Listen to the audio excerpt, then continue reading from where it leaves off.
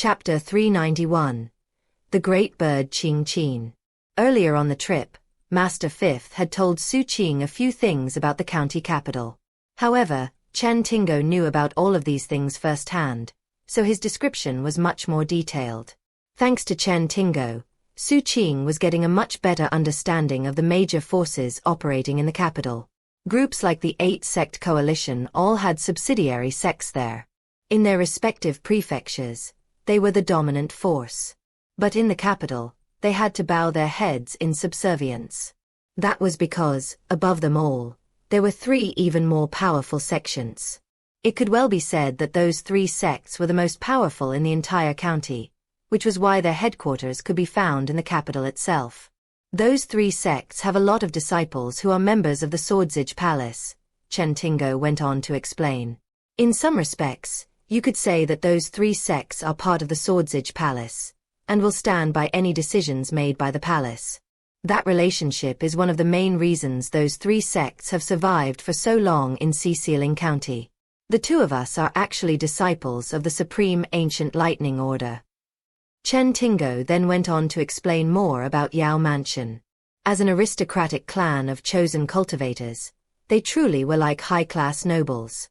Although Heavenly Marquis Yao perished years ago, the reserve powers he had gathered ensured that the Yao clan was able to survive long after being sent out of the imperial capital. As a result, that clan has long stood tall and proud in Xianxia County alongside the three great sections. However, considering the capital as a whole, the three great sects and the Yao clan only count as fourth tier. Above them are two non-human species that count as the third tier. Chen Tingo was clearly a straightforward person. And once he found out that Xu Qing and the captain were fellow swordsages, he let his guard down a bit toward them. It was very different from what Xu Qing was used to dealing with in the sect. Those two non-human species are the Saint Fiends and the Demi-Immortals. 1. Upon mentioning those two species, Chen Tingo's expression turned slightly grim. Xu Qing and the captain both had serious expressions on their faces. As for Master Fifth, who stood off to the side, it was obvious that she was aware of most of these things. That said, none of the other coalition disciples on board were privy to such details, as none of them had any way of getting information like this. Sun Lying tucked a stray hair behind her ear and softly said, "Fellow Taoists, once the two of you are in the capital city, you need to be very wary of those two species. The Saint Fiends have two faces, one in front and one behind.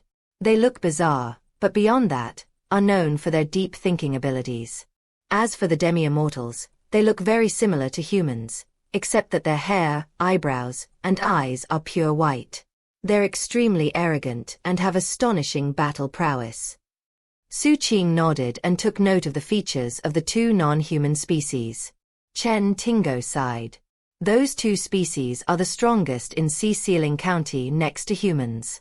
They coexist with us thanks to the treaties and agreements brokered by our governor. That said, things can be tense between species, and the conflicts only seem to grow more dramatic over time. Regardless, the situation with them is still under control. After all, though Xianxia County is part of the Holy Tide region, it's still completely autonomous. Unfortunately, the Holy Tide species has long been eyeing us like tigers eyeing prey. "So we're dealing with internal strife and external aggression," the captain exclaimed. "That's right," Chen Tingo replied, thumping his thigh with his fist. "Internal strife and external aggression. That's the perfect idiom to describe it. Inside Xianxia County, we have two non-human species with wild ambitions. Outside the county, we have the Holy Tide species wanting to either annex or destroy us. If it weren't for the fact that the afterglow of glory still lingers on humankind, we would long since have been swallowed up. For now, we humans have one region and 7 counties, and we can't afford to lose any of them." It had been some time since Xu Qing learned that humankind was in a state of decline. However, this was his first time hearing firsthand what that meant. "But let's not dwell on that," Chen Tingo said. "Once you're in the capital, you'll be able to see the situation with your own eyes. Let me keep explaining the power structure of the capital. Next up are the second-tier powers, which are the three palaces.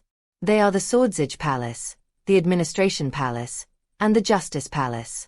Our Swordsage Palace is in charge of everything related to battle. Whether it's war with non-humans to the arresting of dangerous criminals, it's all the responsibility of the Swordsage Palace. The Administration Palace is in charge of overseeing rites, ceremonies, education, the reading of imperial edicts, and audits. It's also responsible for keeping a record of the history of humankind. Then there's the Justice Palace, which is responsible for enforcing the law locally and trying criminals.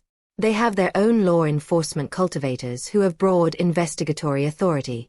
We humans have the 5 greater celestial divisions and the 9 minor terrestrial divisions. Considering that Xianxia County is only a county-level area, for years now, we've only worked with 3 of the greater celestial divisions.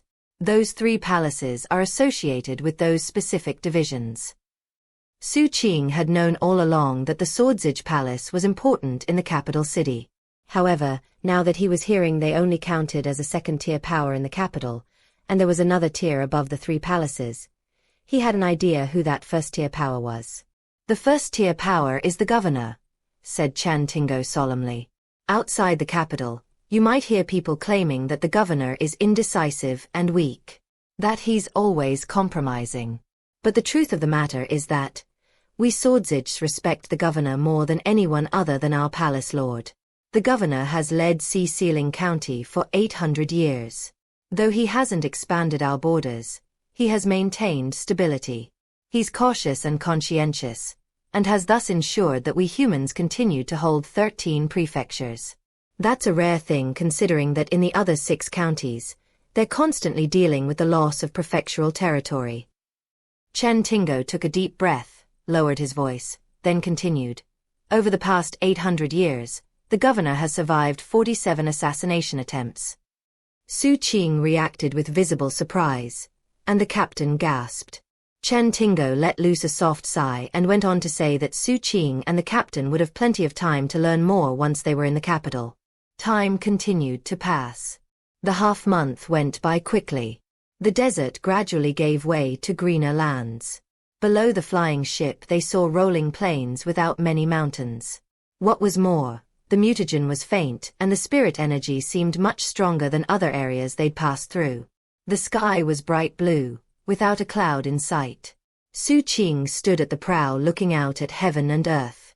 Everything seemed clear from up here, especially given the view of all the cities below. For example, the city they were just passing over was filled with smiling people who seemed full of hope regarding life. In other prefectures, where mortals faced a daily struggle just to survive, you rarely saw smiles like that. We're approaching the border of the county capital, Chen Tingo said. Soon we'll be able to take any of the teleportation portals directly into the city. There's a public portal complex just up ahead. Chen Tingo pointed, and Xu Qing looked in that direction. A moment later, his eyes shone brightly. The captain's eyebrows rose, and the other disciples suddenly had very serious looks on their faces. In the direction Chen Tingo had pointed, there were gray clouds that spread out wide enough to cover an entire city. As the clouds rippled, it was possible to see a huge bird within them. It was very strange looking. It had 3 heads, each of which looked incredibly vicious. Its abdomen was large while its wings were small. Its feathers were in a complete mess, and yet, astonishing godly fluctuations rolled out from it in all directions. The bird held something in its claws, though it was hard to see clearly what it was. It was flying right toward the flying ship, kicking up intense whirlwinds around it along the way. It's Senior Qing. Chen Tingo said, looking surprised. Senior Qing was a friend of the previous governor. 800 years ago, when that governor returned to the imperial capital, he invited Senior Qing to go along. He didn't, and instead stayed behind in Xianxia County. You'll occasionally see him flying around. He's an ancient mutant beast with a bloodline that traces back to the era of the ancient emperors. In fact, some people say that one of his ancestors was actually a follower of one of the ancient emperors. Boo. As Chan Tingo offered this explanation, the great bird got closer and closer, whereupon screaming could be heard coming from the direction of its claws. Help! Help me. I'm a swordsage. The Grand Emperor gave me a 180-meter beam of light. The shrill, terrified voice actually sounded familiar to Xu Qing. Similarly, the captain's eyes glittered. Is that Ning Yan? Is that bird trying to eat him? 3. Given that Ning Yan had previously attacked Xu Qing wasn't inclined to pay much attention to him. However, when Chen Tingo heard Ning Yan's words, he clasped hands toward the great bird Qing Qin. Exalted Qing Qin, please, quell your anger. Would it be possible to check if this person is really a swordsage? If he is, then I would like to humbly request that you spare him. Xu Qing looked oddly at Chen Tingo, as did the captain.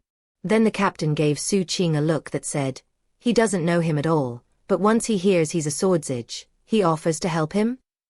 Xu Qing suddenly looked thoughtful. Sun Lying could guess what the two of them were thinking and softly said, you'll be treated the same way. Then she hurried over to Chen Tingo's side and also offered greetings to the bird. The captain was on guard. Perhaps all swordsages acted like this. But considering he only received a 1-meter light, he was skeptical that anyone would save him like this. That was why he hadn't said much on the journey, as he was worried it might somehow cause the topic of conversation to shift to that light of his. Immortal Plumdark stepped out onto the main deck and walked over to Xu Qing's side, where she looked out vigilantly. After Chen Tingo and Sun Lying offered greetings, the great bird soared in a circle, looking down at the flying ship with its 3 heads and 6 eyes. It seemed to be looking at something in particular. Then it opened its claws. Ning Yan screamed shrilly as he fell. Chen Tingo flew out and caught him, then brought him back onto the flying ship. Meanwhile, the great bird let loose an unpleasant squawk, then flapped its little wings and headed back into the clouds. Why did I get the sensation it was looking at me? The captain thought. Off to the side, Wu Jianwu nodded vigorously, and he seemed somewhat dazzled. It was looking at me.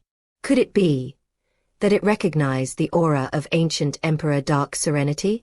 Xu Qing stood there without saying a word. Chen Tingo kept a firm grip on Ning Yan as he prepared to ask him about his identity. The terrified Ning Yan, meanwhile, had noticed Xu Qing and the captain. Instantly, his eyes went wide, and a tremor passed through them. Then he dramatically struggled briefly as if he thought he might somehow free himself. Surprised, Chen Tingo looked at Xu Qing and the captain. You know him? Yeah, the captain replied. This fellow is from Emperor Receiving Prefecture as well. He's our adjunct swordsage. The captain managed to put special emphasis on the word, adjunct. With a smile, Chen Tingo released Ning Yan onto the deck of the ship. Xu Qing looked at him coldly. Ning Yan started shivering even more dramatically. Inside, he was full of grief and indignation. It hadn't been easy making the journey to this place. Then, immediately upon arriving, he was suddenly snatched up by that unreasonable bird. Now he was free, yet somehow things had become infinitely worse as he was now face to face with someone who would seek revenge over the smallest grievance. Xu Qing. As profound anxiety gripped his heart, he looked over and saw Immortal Plumdark. Eyes suddenly lighting up, he ran over and flopped to the ground in front of her. Matriarch. Ma'am, I've finally found you. 1. I haven't mentioned it up to this point because it wasn't really relevant, but most of the non-human species have the literal character for race/species/people in their name. In this case, the demi-immortals follow that same pattern. So don't think of their species name as a cultivation level. 2. Qing Qin. This doesn't come across as a surname/given name combo, which is why I'm translating it as a single word. Qing is the same character from Xu Qing's name, and it means green, blue, cyan. Qin generally refers to a reed plant called Phragmites japonica, or more broadly, reeds in general. When asking Madame Deathblade about this name, she initially thought it sounded like the name of a servant or concubine. Then I showed her the context and her reaction was, "It's a bird?" So, yeah, given the physical description of the bird plus its name, it comes across a bit comical. 3. Ning Yan was named the adjunct swordsage in Chapter 372. He was originally introduced without a name in Chapter 359, when he attacked Xu Qing.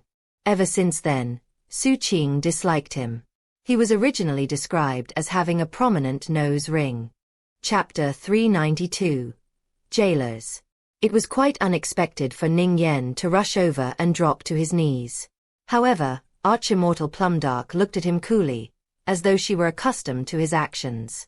Dark Serenity Sect. Brilliant, Matriarch. I am indeed a disciple from a Dark Serenity Sect. And back when I was in my sect, I always admired the Matriarch who presides over all 3,700 of Emperor-receiving prefectures' Dark Serenity sects. The captain had an odd expression on his face, and Xu Qing's brow was furrowed. Both of them were thinking of the unique characteristics of the Dark Serenity sects. Because of ancient Emperor Dark Serenity himself, there were many versions of the Dark Serenity sect. Some were big, some were small. But as long as they had some connection to the ancient emperor, they would call themselves Dark Serenity sect. Back in the Supreme Arbiter Salvation Mountains, the captain and Xu Qing had run into one such sect. Obviously, Ning Yan was from a sect like that. All it would take was a glance from Arch-Immortal Plumdark to know that he cultivated Dark Serenity sect techniques. As a result, he was essentially a fellow adherent. Arch-Immortal Plumdark nodded. You'll come with us the rest of the way. Ning Yan suddenly looked a lot more flustered. He didn't want to come along, but at the same time, couldn't refuse. All he could do was shrink off to the side and avert his gaze from Xu Qing. He was so nervous he looked like a frightened bird. Xu Qing looked him up and down and decided to find a time when the two of them were alone to settle accounts. However, the captain's eyes glittered excitedly as he slowly circled Ning Yan. Something's off about you, you little punk. You got snatched up by that big bird, yet didn't die. What's more, you're not even wounded. Elder brother Chen, Ning Yan quickly explained, I achieved ancestral awakening when I was much younger, so my bloodline provides automatic defenses in situations like that. When the captain heard that, he licked his lips, then threw his head back and laughed heartily. Throwing his arm around Ning Yan's neck, he lowered his voice. You don't need to be scared of Xu Qing. I'm his eldest brother. Back at the Supreme Beginning Netherflight Pillar, you probably heard the rumors about how much Xu Qing respects me. Well, guess what? Those rumors couldn't be more true. Going forward, you just do what I say and you'll be fine. If you're my bro, then that means Xu Qing is your bro too. And what's the most important thing between bros? Camaraderie. Am I right? Am I? Not daring to disagree, Ning Yan nodded. Xu Qing watched what was going on and got a sudden sense of déjà vu, as if he had witnessed this very scene play out before in the past. He looked over at Wu Jianwu. Wu Jianwu was visibly stunned, and seemed to be recalling his own past misfortunes. He also seemed to feel bad for Ning Yan. The captain continued to work his magic on Ning Yan as the flying ship got closer and closer to the teleportation complex Chen Tingo had mentioned earlier. As it turned out, that specific location was the final point on the 8-sect coalition's itinerary. After this teleportation we'll be in the county capital, Chen Tingo said. Xu Qing, I just got some details from a friend of mine in the palace. And thanks to that, I just found out that you got a 30,000-meter pillar of light. Chen Tingo looked visibly taken aback. He had been out on a mission for so long, and had been so far away from the capital, that his transmission jade slip didn't connect. Because of that, he wasn't up to date on the latest news. There are still a lot of things about the capital I don't understand, Xu Qing said sincerely. If I mess up in any way, I hope that you can give me some tips, Big Bro Chen. He clasped hands respectfully. That goes without saying. Xu Qing, that 30,000-meter pillar of light is unprecedented in Sea-Sealing County. Do you know what that means? Chen Tingo's eyes shone with a healthy envy. Xu Qing shook his head. It means that you're completely trustworthy and have a righteous heart. That's going to have a big effect on your post assignment. Chen Tingo sighed. Post assignment. Xu Qing said. He was aware that he would be assigned to hold a post when he arrived, but he wasn't sure about the details. The rules state that all new swordsage must hold a post for 3 years before they can go on important missions. After you arrive, all of you will swear oaths of office and then be assigned posts. All assignments are different, and the military credits you can earn with them varies widely. That's why your post assignment is so important. When all is said and done, we swordsages are inextricably tied to military credit. There are some departments such as patrol or inspection where it's really easy to earn military credits. Intelligence and law enforcement are also great places. But there are some departments focused on internal affairs where there aren't many chances for military credits. There's one specific post where the military credits are even easier to earn. Usually they don't assign new recruits to that post, only old-timers. And the post is only given out by official dermic decree from the palace lord. Chen Tingo's eyes gleamed with fascination. That assignment required an absolutely clean background as well as a pure heart. Xu Qing looked curiously at Chen Tingo. I'm talking about the jailers. Chen Tingo said. Jailers? Xu Qing asked, not sure what he meant. Yeah, jailers.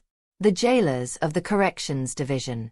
Once you're at the capital, you'll understand. One of the biggest unique features of the capital is the corrections division's massive prison. Chen Tingo smiled proudly.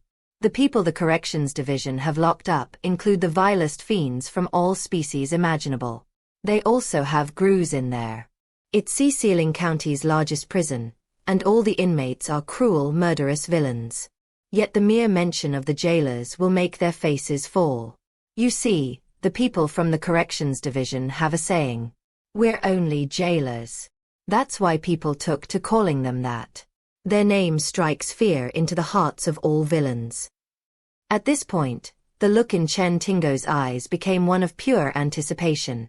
One of the patriarchs from my sect was once appointed by the palace lord to be a jailer. Sadly, a number of years ago the old man died in the line of duty. Boo. Chen Tingo shook his head. There's no way you'll be assigned to the corrections division, Xu Qing. Though the jailers are special, you're even more special than that. As a swordsage who provoked a 30,000-meter pillar of light, people are going to have high expectations for you. When I see you in the future, I'll definitely have to hold my sword up in salute. Xu Qing looked off into the distance. He didn't care much about posts and assignments. Now that he was on the verge of entering the capital, complex emotions tugged at his heart. Big Bro Chen, he asked, where is Mount Daybreak? Mount Daybreak. Chen Tingo looked at Xu Qing. It's in Daybreak Prefecture, which is only one prefecture away from the county capital.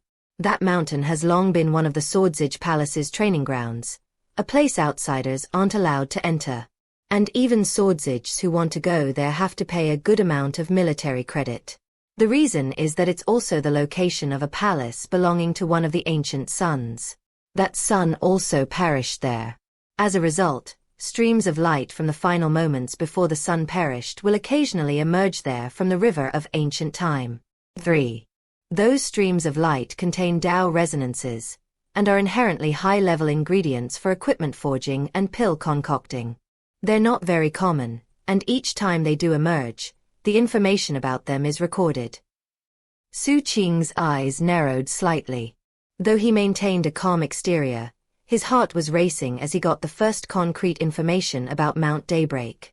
Chen Tingo didn't ask Xu Qing why he was interested in Mount Daybreak.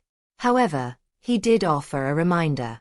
If you want to visit Mount Daybreak, you need to build up a lot of military credit. Xu Qing nodded.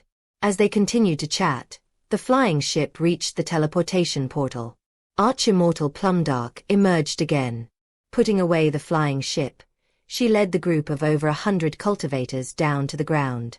There, they found an ancient teleportation portal that was shaped like an altar. It was huge, colored dark gray, and covered with a mesh of designs that glowed brightly. The Swordsages on duty were familiar with Chen Tingo, and called out cheerful greetings when they saw him. A few of them even stepped over to embrace him.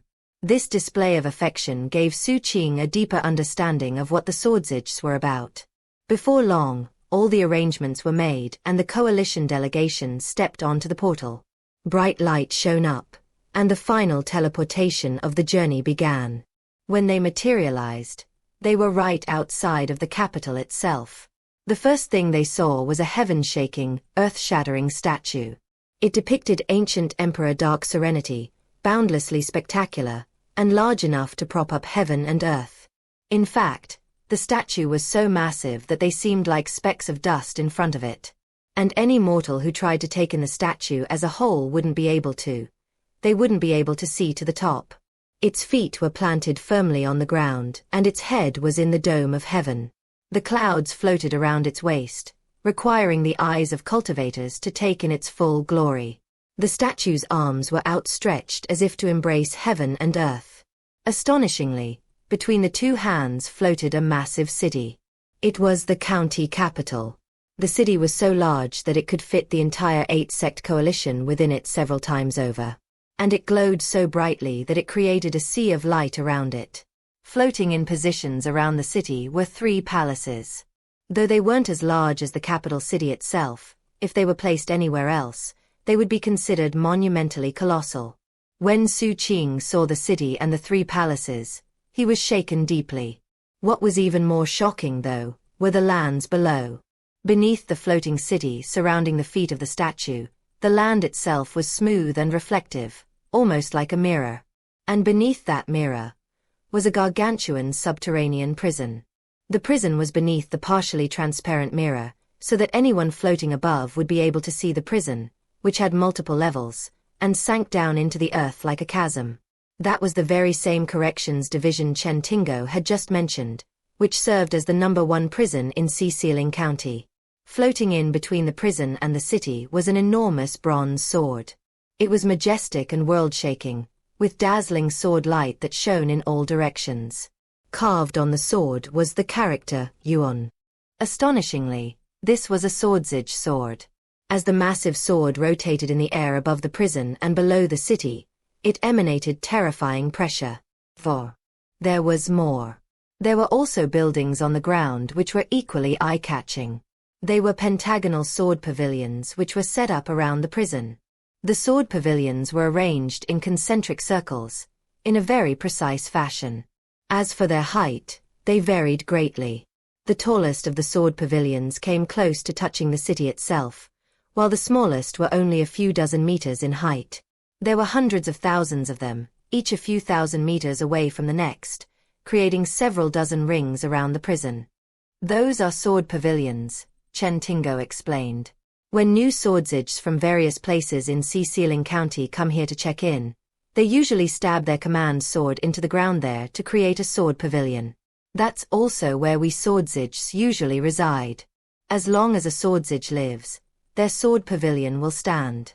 But if a Swordsage dies in battle, then a special ceremony is carried out, and an honor guard will give a special speech. After that, the sword pavilion will fade away. Welcome, all of you, to the capital city of Xianxia County, and the headquarters of the Swordsages. Chen Tingo laughed heartily, offered a salute, and was about to leave when he realized that the 8-sect coalition seemed to be waiting for someone. Specifically, they were waiting for people from the subsidiary sect to come receive them. For one thing, Arch-Immortal Plumdark was present, and decorum required an escort for her. But beyond that, it wasn't permitted to simply come and go in the capital.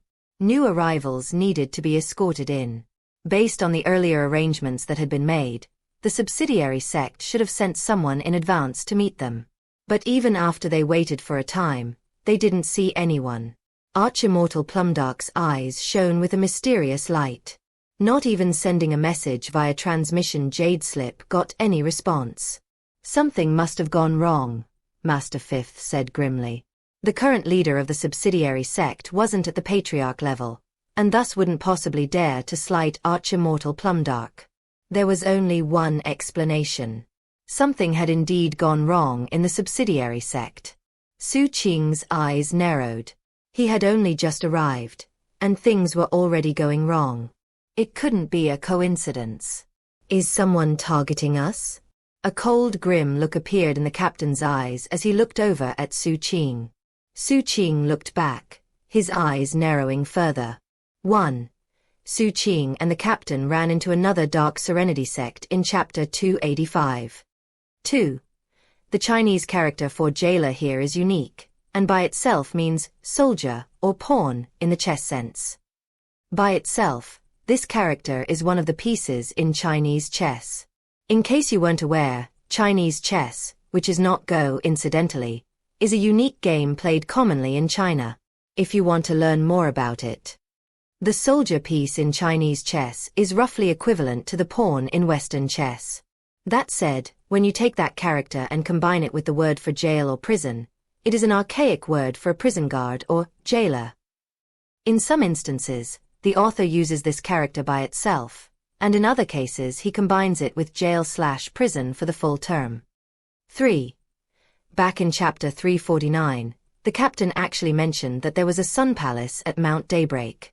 As mentioned in the footnote of that chapter, all of these references to sun palaces use the same specific word for palace, which is the sleeping quarters of the emperor and/or empress. 4. As described in chapter 370, the swordsage swords have the character yuan on them.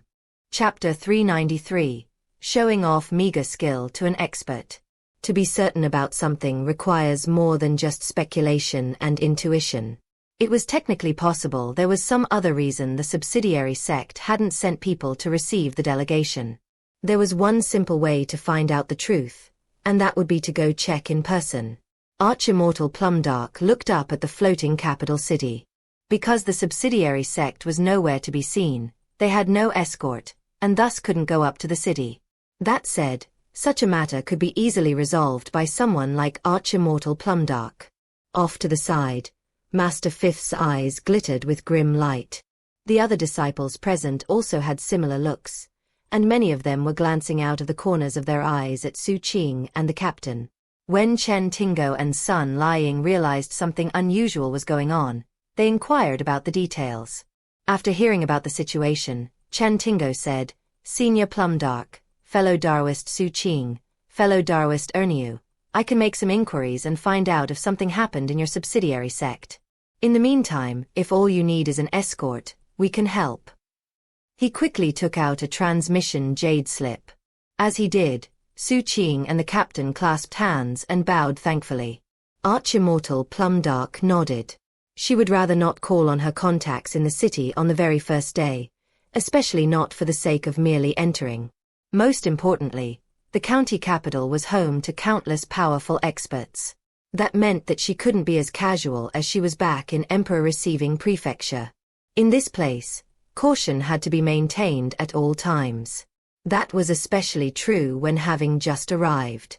Therefore, the first order of business was to find out what exactly was going on with the 8-sect coalition's subsidiary sect. Thanks to Chen Tingo, it didn't take long before 3 beams of light shot down from the city above. They resolved into 3 people, all wearing dark brown uniforms, with lightning circling around them. They didn't seem like swordsages, and were clearly fellow members of Chen Tingo's sect. Chen Tingo helped with the introductions, confirming that they were from the Supreme Ancient Lightning Order, and explaining that they were on patrol duty at the moment. When the 3 newcomers learned that Xu Qing and the captain were new swordsages, they became even more polite. Looking very respectful, they led the coalition delegation up into the city. To the always observant Xu Qing, this interaction gave him yet further understanding of the status of swordsages. At the same time, he kept his eyes on the city, which drew closer and closer. It was roughly circular in layout, with huge walls around the edges, all of which glittered with countless magical symbols. As they got closer, the pressure radiating from the wall weighed down on them as their identities were confirmed. With Chen Tingo and the 3 patrol cultivators there to vouch for them, there were no problems. In no time, they were inside the city. Although the city was massive, everything was orderly. The streets and buildings alike were generally constructed from green jade bricks. Magenta rooftops were the most common. Every single building was impressive, from the big ones with huge outer courtyards, to the small ones that looked like single-room residences. Whether it was in terms of the size or style of the city, it was something the eight-sect coalition couldn't compare to. There was just something fundamentally different about them. The place seemed magnificent, but at the same time, naturally solemn and serene. At the same time, thanks to the spirit trees that decorated the streets, the atmosphere was also elegant and refined. Every brick, tile, leaf, and plant emanated strong spirit energy that filled the city. There were both mortals and cultivators present, and the streets were bubbling and full of life. There were two things about the city that Xu Qing found particularly surprising. The first was that, because the city floated roughly at the level of the statue of ancient Emperor Dark Serenity's chest, when he looked up, he didn't see the broken face of the god. Nor did he see the sun or moon. Instead, he saw the statue's face. The statue seemed holy, with eyes that took in all living things. His expression seemed to be one of pity, as if he could look into the hearts of all the people in the city. The second thing Xu Qing found surprising was that as soon as he was in the city, he could sense that he was at the apex of Xianxia County. His body, his soul, and everything else about him seemed somehow connected to Xianxia County. It was an inimitably strange feeling that was different from anything he had felt in any other city. What was more, he wasn't even at the highest spot in the county. "It's the power of destiny aura," Archimmortal Plumdark said quietly. "As a capital city, and the core of Xianxia County, this place is a convergence spot for the destiny aura of the county. Some people think destiny aura isn't real. The fact of the matter is that it really exists. That said, it usually converges only for the most orthodox representations of a species. Normally speaking, ordinary sects can't use it." Xu Qing listened thoughtfully. As they proceeded on their way, Chan Tingo explained a few more things. The capital is divided into 9 rings and 77 districts. You'll figure it all out pretty quickly, so I won't go into detail. As they hurried on their way to the subsidiary sect, Chan Tingo refrained from any further explanations. After confirming the location of the subsidiary sect, he led them in that direction as quickly as possible. The 8-sect coalition's subsidiary sect was located in the southwestern part of the county capital, in District 59. It was a somewhat remote location, relatively far away from the city center. From the outside, it looked impressive, with a large courtyard filled with decorative rocks and flowing streams. That said, there were no disciples present, and the front gate was sealed with sealing strips of black paper. 1. When the coalition disciples saw the sealing strips, their expressions turned unsightly. Archimmortal Plumdark looked at them, and without any change to her facial expression took out a jade slip to contact people she knew in the city. Those sealing strips explained everything. Something had indeed gone wrong with the subsidiary sect. Xianxia, thought Xu Qing. He looked at the captain, and the captain looked back at him. Their eyes continued to narrow. Both he and Xu Qing had started out in the Violent Crimes Division, and they had seen and used sealing strips on many occasions. Generally speaking, when a place was sealed by the authorities, it indicated that there was an ongoing investigation and no one was allowed inside. To encounter such a situation on their first day in the capital made it seem highly likely someone was targeting them. As for who it was, after some thought, Xu Qing came to the conclusion that Xianxia definitely had the motive and power. After all, the unusual way in which Xianxia had been recruited went to show that he had powerful connections in the capital city. Upon seeing the sealing strip, Chan Tingo frowned and started sending messages with his jade slip. His 3 fellow disciples did the same. The county capital was a massive place, such that most people only knew what was happening in their own administrative district.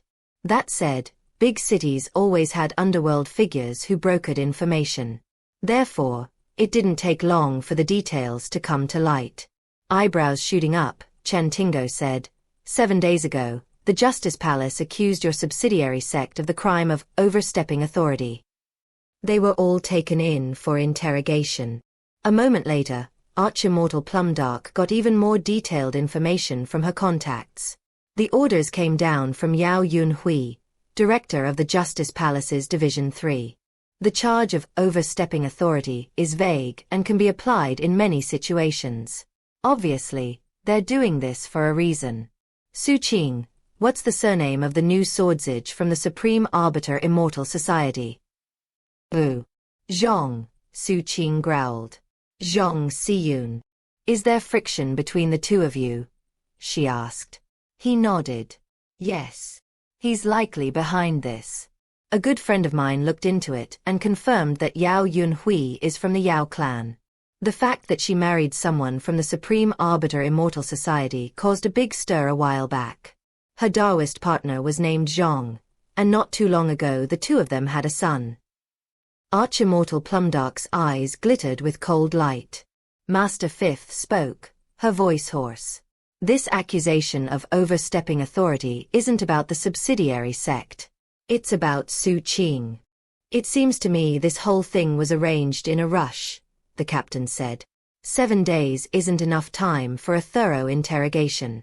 Little Ah Qing, back when we were in violent crimes, how would we handle a situation like this? Plan everything out in secret. Then attack with deadly force. Exactly. With strength on our side, we didn't need to make complicated schemes.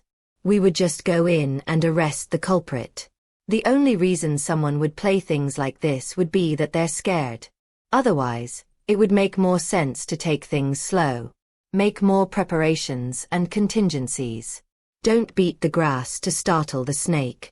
Wait for the perfect moment to strike a mortal blow. Don't give your opponent the chance to fight back. Rip them up by the roots. The captain licked his lips. Given how anxious they seem, I bet their true purpose is good old mudslinging. They arrest the first group and wait for the true target to arrive. Then they tell the true target that if they don't submit to questioning, they'll be interfering with the investigation. They'll act very domineering in the hopes that the target will get angry and resist arrest. Back in the Violent Crimes Division, we rarely resorted to such crude tactics. Why go to all that trouble? Wu Jianwu asked, looking confused. Off to the side, Ning Yen rolled his eyes contemptuously. To get the target close and hopefully turn a minor matter into a big deal, the captain said. By embellishing a bit, they can justify arresting the target. The only alternative is to take things slowly. Voice turning cold, he looked at Xu Qing and said, Little Ah Qing, how do you plan to handle this? It'll be simple, Xu Qing said calmly. Right. Handling it won't be complicated. The question is how to strike back. How about a modified version of the Pilot Assistance Division event? 3. The captain grinned. Interesting. I can't believe anyone would dare to plot against violent crimes veterans like you and me. Upon hearing their words, the surrounding disciples inhaled sharply. Chen Tingo did the same, then cast a deep look at Xu Qing and the captain. Meanwhile, Arch-Immortal Plumdark's eyes shone with praise, and Master Fifth smiled. Zhang Xiyun's mother should be sending people here at any moment, Xu Qing said. He looked off into the distance. Sure enough, 2 people were rushing toward them from the nearby intersection. Before they even arrived, their somber aura settled over the area. Here they are, the captain said, his eyes shining. The 2 new arrivals wore blue uniforms with black capes. They were obviously the uniforms of the Swordsage Palace, but were designed to make those wearing them look like officers of the law. Their expressions were grim as they completely ignored Arch-Immortal Plumdark and focused solely on Xu Qing. You're Xu Qing, said one. We're officers from the Justice Palace, the other continued, in charge of interrogating the subsidiary sect of the 8-sect coalition. Xu Qing, you are suspected of being involved in the overstepping of authority, and we hereby serve you with a subpoena. You will come to the Justice Palace for questioning. If you resist, the first one went on, we have the authority to use lethal force. If you refuse to answer our questions, we will bring the full weight of Justice Palace law against you. If anyone interferes with his matter, they will be crushed according to the law. Both of these people were in the gold core level with 6 heavenly palaces, and they were intentionally projecting their voices so all the passers-by could hear. However, after speaking, they didn't immediately try to lay hands on Xu Qing. Instead, they looked around at the other coalition disciples, and especially arch-immortal Plumdark, as if waiting for them to react in some way. Chen Tingo and all the coalition disciples, meanwhile, were looking at Xu Qing and the captain. As it turned out, things were playing out exactly as they had predicted. Xu Qing had served in the violent crimes for 3 years. He had started out as an ordinary constable, then ended up as the director of the 7th Peak's Violent Crimes Division. He was therefore familiar with all the complicated formalities involved in a situation like this. The captain had been in violent crimes for even longer. Xu Qing turned to arch-immortal Plumdark and clasped hands. "Senior, I can handle this matter. Don't worry." After then clasping hands to Master Fifth and Chen Tingo, and casting a glance in the captain's direction, he walked toward the Justice Palace officers. 1. Using paper strips to seal doors is a common thing even nowadays in China. Usually the sealing papers have the Chinese character seal on them. It looks like this. At the company I worked at in China, the day before we went on vacation for the Spring Festival period, Chinese New Year, we would thoroughly clean the office and seal each room, and ultimately the entire office, with paper. Of course, sealing strips have a wide variety of other applications. For example, if a place is a crime scene, the police might seal the area that way. Anytime someone wants to officially declare a place as closed, those strips can be placed onto the door to prevent it from opening. Here's a picture. 2. Yao Yunhui. This is the same Yao from the Yao clan in the county capital. It's number 51 on the list of the 100 most common surnames, and also means handsome, good-looking, etc. Yun means cloud, and Hui means intelligent, rational, wisdom. Yun is pronounced similar to Yun, and Hui rhymes with Wei, with an H sound at the beginning. Highway Madam Deathblade says this name sounds like a beautiful and intelligent woman. 3. The pilot assistance event was in Chapter 69. Chapter 394. Xu Qing strikes back. "Lead the way," Xu Qing said calmly. His actions caused the Justice Palace officers' eyes to narrow. They looked him up and down suspiciously, then looked around with gritted teeth. Finally, they produced a set of vicious-looking restraints and walked toward Xu Qing. Xu Qing simply stood there thoughtfully. Meanwhile, the captain observed with raised eyebrows. Based on how unreasonable these two officers were being, it was obvious to Xu Qing and the captain what they were trying to do. The captain smiled faintly. Xu Qing didn't resist in any way. He let the officers place the restraints on him, and then he started walking. Because he wasn't walking fast enough, one of the officers yelled at him to speed up. Xu Qing turned, looked him deeply in the eyes, but didn't say anything. Then he left with them. Arch-immortal Plumdark watched all this happening, and chose to trust that Xu Qing could handle the situation. However, she also sent messages to some friends of hers, and used her own methods to provide an added measure of protection. Chen Tingo did the same. Though he wasn't a very warm-hearted person in general, he was warm-hearted toward other Swordsage. And because this matter now involved the Swordsage Palace, he needed to report it. "Everybody stay calm," the captain said. "They're obviously trying to smear little Ah Qing. The evidence is too obvious, and their methods are simply clumsy. If their crude tactics actually work on little junior brother, then our years in violent crimes will have been a total waste. I'd say things will be cleared up in 3 to 5 days. When the time comes, just trust me and follow my lead." The captain watched Xu Qing go, and a fire burned in his heart. This was the first time he had ever been forced to watch his own junior brother being arrested and taken away in front of his own eyes. Outside the county capital, in one of the 3 floating palaces that was the Justice Palace, Zhang Xiyun nervously waited in the side chamber of a palace hall in Division 3. He was standing off to the side looking visibly anxious. It was a side of him that no outsider had ever seen. Normally he was grim, cold, and calculating. There was only one person who could get him to act this way, and that was his mother, Yao Yunhui. She currently sat at a table leafing through some of the Justice Palace's files. 1. Though she was obviously a human woman, her long black hair, skin as fair as snow, and beautiful face made her seem like an immortal fairy from a painting. She was so stunningly attractive that she didn't seem to have any traces of mortality on her. In fact, she didn't look so much like Zhang Xiyun's mother as his sister. She sat with her waist slightly bent, accentuating her ample bosom and stunning curves. Zhang Xiyun hardly dared to breathe as he stood there waiting. Some time passed.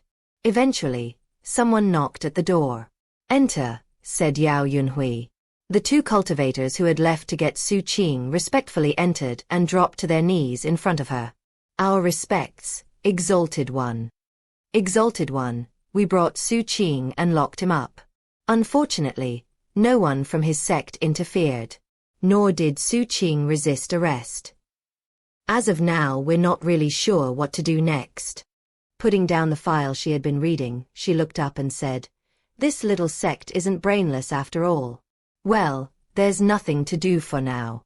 Just keep him locked up." When she looked at them, the two cultivators felt their hearts pounding. Though they often had a chance to see their superior, every time they did, they couldn't help but react this way. Her fatal beauty was just too enticing. That said, they were fully aware of how ruthless she was. Shivering, they voiced their consent and quickly left. When Zhang Xiyun saw his mother's subordinates leave, he couldn't control his emotions and looked at her with eager expectation. Everything that was happening resulted from his explanation to his mother about why he had failed so spectacularly in Emperor-receiving prefecture. That was why the 8-sect coalition's subsidiary sect had been brought in. His mother had made all the arrangements. The plan had been to first seize everyone from the subsidiary sect on trumped-up charges, all with the goal of getting to Xu Qing. Now that Xu Qing had been brought in, Zhang Xiyun's mind was racing. "Mother, don't forget that Xu Qing has 2 life lamps. He..." "Shut up," she said coolly. Zhang Xiyun was stricken to the core and didn't dare speak any further. "Your father was pathetic, and I'd hoped you would be better than him. Come to find, you're just as pathetic. You couldn't even take a Swordsage command sword? You just had to rely on special help from your sect grandfather." Zhang Xiyun bowed his head bitterly. Yao Yunhui looked at her son and sighed. She truly was disappointed with him. "Yuna, you need to do things one step at a time. That Xu Qing got a 30,000-meter pillar of light. He earned the veneration of the Grand Emperor, and the Swordsage Palace's Dao Bell tolled for him. Everyone saw it. His actions earned face for all of Emperor-receiving prefecture. Do you really think you can just casually make a move on him? You're on a fishing expedition?" Zhang Xiyun asked thoughtfully. "So, you're not a complete idiot?" "Yes. The first purpose of locking him up is to see who interferes to help him, and who just looks on coldly. After all, I refuse to believe that everyone was happy about that 30,000-meter pillar of light. This Xu Qing is the type of person you need to take care of right away, when he first starts out. Once he officially joins the Swordsages, he'll be difficult to deal with. Matters like these can't be handled with undue haste. Furthermore, in circumstances like these, you can't just accuse him of a crime. The second reason why I had him locked up has nothing to do with crimes. No more than 3 days from now, I'll let him go, stating that the matter needs to be investigated further. I'll also release everyone from the subsidiary sect. However, because the investigation is ongoing, his permanent record will have a blemish. People will be suspicious of him. It will cast a shadow on that 30,000-meter pillar of light. Of course, that won't be enough. Going forward, we'll continue to besmirch him, creating so many blemishes on his record that the 30,000-meter light will become less and less important. And then, we can finally make arrangements for him to experience a little accident. By then, no one will say a thing about it. As for his life lamps, there's no way you can just directly take them. Figure out another way. After they've been handed over officially, you can use military credits to get them. That's the most above-board way to handle it. Success isn't about going around fighting and killing all the time. You have a lot to learn in this regard." Yao Yunhui's soft voice sounded like water from a deep, clear spring. However, it was a pitch-black spring full of poison. Hearing her words, Zhang Xiyun inhaled deeply, then clasped hands and bowed. Somewhere in the Justice Palace's prison, Xu Qing sat cross-legged in a cell, looking around calmly. This place was nothing like the corrections division. In fact, this prison was a lot more like the cell blocks back in the violent crimes division. There weren't many prisoners, but because of the lack of air circulation, the place stank. It was also cold and humid. Because of Xu Qing's cultivation base, the restraints that had been placed upon him didn't completely suppress him. What was more, he had plenty of ways to completely restore his cultivation base if he wanted. Among them were his shadow, his taboo poison, or the power of the violet moon. But he wasn't in a hurry. Having seen how everything was playing out, he was absolutely convinced that this matter was targeting him specifically. It also went to show how important the 30,000-meter pillar of light was. All he had to do was put himself in his enemy's shoes, and everything made sense. They're trying to smear me. And they're doing it in a way that doesn't seem obvious. But in the end, they're trying to erode the protection I have from that 30,000-meter pillar of light. It's not a bad plan. It's just being badly executed. Xu Qing shook his head. If he was right, then it would only be a few more days until he was released as part of an ongoing investigation. However, because the matter wasn't fully resolved, it would leave a blemish on his official record. In an orthodox organization that represented all of humanity, one's background needed to be spotless. But now, he would have two things on his record: a 30,000-meter pillar of light, and a tiny blemish. Though some people might not think a blemish like that mattered, it would definitely have repercussions later. And that was what his enemy was trying to do. Although it seemed like an ingenious plan, the person perpetrating it lacked true finesse.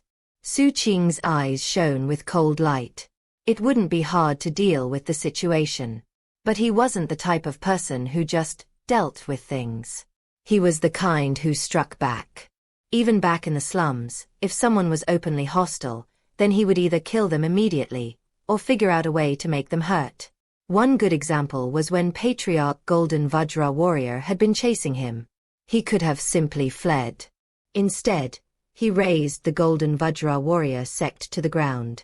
That was how Xu Qing operated. Of course, different circumstances warranted different ways of striking back. Having reached this point in his train of thought, Xu Qing closed his eyes. He had already decided how he would strike back. 3 days passed by in a flash. The subsidiary sect disciples who had been locked up for 10 days were in foul moods as they were released. During that time, they had been interrogated. However, the questions had all been very vague. In fact, even now, they didn't have any idea why they had really been brought in for questioning. Upon emerging from the Justice Palace, they found that Arch-Immortal Plumdark was waiting for them, along with a small retinue of others. "Greetings, Arch-Immortal," said the subsidiary sect leader, who was originally from the Coalition's 8th sect. Feeling profoundly embarrassed, he hurried forward, clasped hands and bowed. Arch-Immortal Plumdark nodded in response, and took note of the fact that Xu Qing was not in the group that had been released. It was the same with Master Fifth. Only the captain seemed extremely nervous, although he managed to secretly wink at Wu Jianwu. Wu Jianwu quickly took out a jade slip to record images. Chen Tingo was also present, but he wasn't alone. He had brought nearly a dozen swordsage with whom he was friendly. Where's Xu Qing? That was what everyone was wondering. However, they didn't have to wait long. A moment later, the 2 Justice Palace officers who had arrested him appeared, shoving Xu Qing between the two of them as they emerged. "A 30,000-meter pillar of light, yet you're still suspected of overstepping authority," one of them said coldly. "I'd say you got off lucky this time."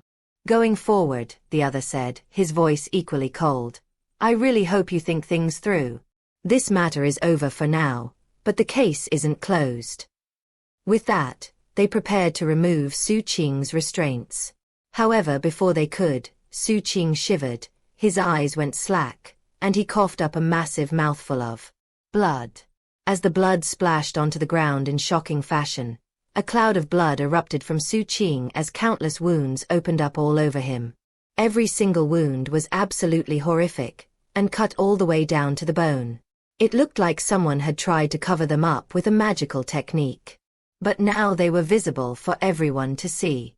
There were wounds all over his face, his neck, and every visible patch of skin. It was only possible to imagine how many more wounds were underneath his clothes. In fact, there was so much blood that his clothing was instantly soaked. The obvious impression that anyone would get was that Xu Qing had been sadistically tortured during his 3 days in confinement. Whoever had done the torturing was obviously completely devoid of conscience, and had nearly skinned him alive. What was worse, he clearly had injuries to his internal organs. Many of his bones were broken, so much so that he couldn't stand, and immediately fell to the ground. He was obviously gasping for breath, and very close to being dead. This was Xu Qing's method of striking back. It was just like the saying when striking a snake, hit it in a vital spot. When he struck back, he wanted his enemy to suffer so badly they wouldn't ever consider trying to turn a small matter into a big one. It was similar to the Pilot Assistance Division incident, back when he had secretly helped Huang Yan by using a pebble to deflect a dagger. Back then, Huang Yan's melodrama, and willingness to take a beating, had brought a lot of attention to the situation. That was what Xu Qing was doing here. Of course, he needed help from the captain. But Xu Qing had no worries at all about whether or not the captain would come through. "Xu Qing!" the captain howled. Rushing forward, he dropped to his knees and scooped Xu Qing up into his arms. Xu Qing looked faint as he again coughed up blood. More blood oozed out of his wounds. He looked completely listless, as though he were barely hanging on to consciousness.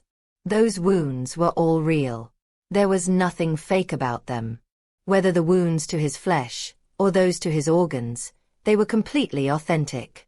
What was more, there were cracks in his heavenly palaces. Even worse, the restraints that had been placed on him sealed the power of his cultivation base. With those restraints on him, there was no way he could have inflicted these wounds on himself. And that meant there was only one explanation. Tugging his hair into disarray in a show of anguish, the captain howled. "Justice Palace! What horrific crime did my junior brother Xu Qing commit for you to punish him so cruelly, for you to discipline him so maliciously, for you to commit such atrocities? Justice Palace! Tell me, what crime did my junior brother commit? He's nothing but a new swordsage, here to report for duty. It was his first day here, and you took him away, right in front of us. You even used your vicious restraints to seal his cultivation base. 3 days. 3 days. That was all it took for you to disfigure him until he doesn't look human."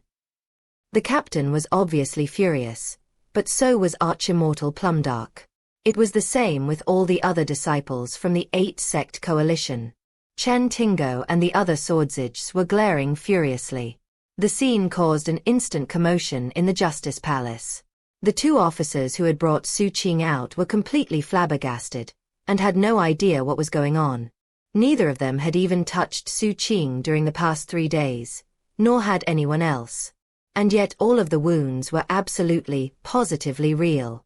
As everyone reacted with open fury and rage, Xu Qing's shadow twitched a bit. Meanwhile, veins bulged on the captain's neck as he held Xu Qing, and his eyes were crimson. Laughing bitterly, he cried, "Little junior brother, you're barely breathing. We were supposed to defend humanity together. We were supposed to be swordsages of humankind. Our light was to shine in heaven and earth. Oh, little junior brother, who exactly was it that viciously tortured you? And what did they want? Don't tell me they were jealous of your 30,000-meter pillar of light. Or was it that you offended Zhong Xiun? How could you have been so foolish? Zhong Xiun's mother actually works for the Justice Palace. I told you not to come here. But you said that you trust in the justice and fairness of humankind. You said you trusted the light of the swordsages. It took us 8 months to get here, only to fall to the old trick of planted evidence. What use is that 30,000-meter light now, little junior brother? Can it protect you against vicious schemes hatched by small-minded people? What use is the Grand Emperor's veneration? Can that protect you against the machinations of villains? Is this how people bully swordsages? Oh, little junior brother, I, your eldest brother, might just have to risk giving up my status as a swordsage if that's what it takes to get true justice for you. Justice Palace, if my little junior brother really committed a crime, then bring out the evidence. That's fine with me. But if my little junior brother is actually innocent, yet you still cruelly mistreated him, then I won't let this matter drop. Heaven's law won't permit it. 30,000 meters of light won't permit it. The Grand Emperor won't permit it. The captain's eyes were completely bloodshot as his voice got louder and louder, until it was a howl that filled the Justice Palace. Furthermore, someone somehow tapped into a technique that caused thunder to rumble in the sky, shaking everything. Lightning crashed, illuminating the face of the statue of ancient Emperor Dark Serenity. The dome of heaven was furious, and the ancient emperor was enraged. 1. The specific type of table here does not have a common translation, nor is there a detailed description.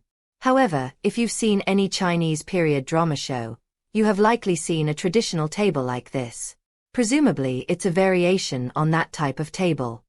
2. Xu Qing raised the golden Vajra warrior sect to the ground in the chapter entitled such. Chapter 46. Chapter 395. 7 words from the Swordsage Palace. The 2 Justice Palace officers who had brought Xu Qing out were absolutely stunned. At the same time, they were furious, as they hadn't tortured Xu Qing at all. Nor had anyone else in Division 3. In fact, no one had even so much as looked at Xu Qing during the 3 days he was locked up. This is impossible, one of them shouted furiously. We never tortured him. You're obviously making all of this up, the other yelled. Do you know what kind of place the Justice Palace is? How dare you try to defraud this place? Seeing how worked up the captain was, Arch-Immortal Plumdark knew that it was time for her to step in.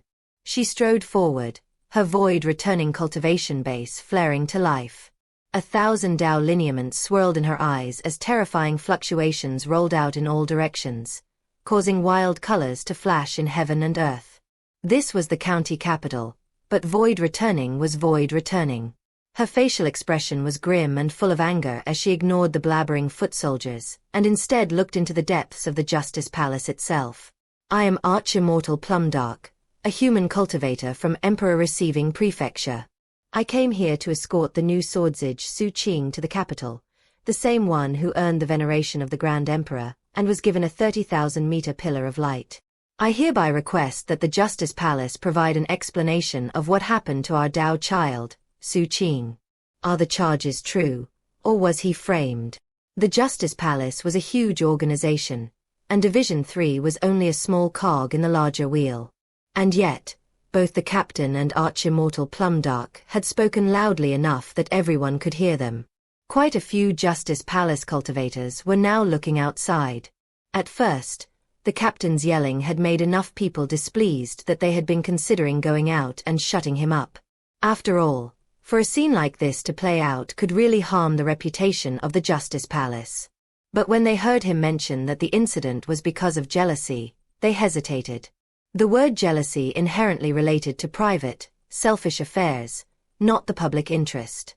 And it naturally didn't make sense that members of the Justice Palace should meddle in the affairs of others because of personal interest.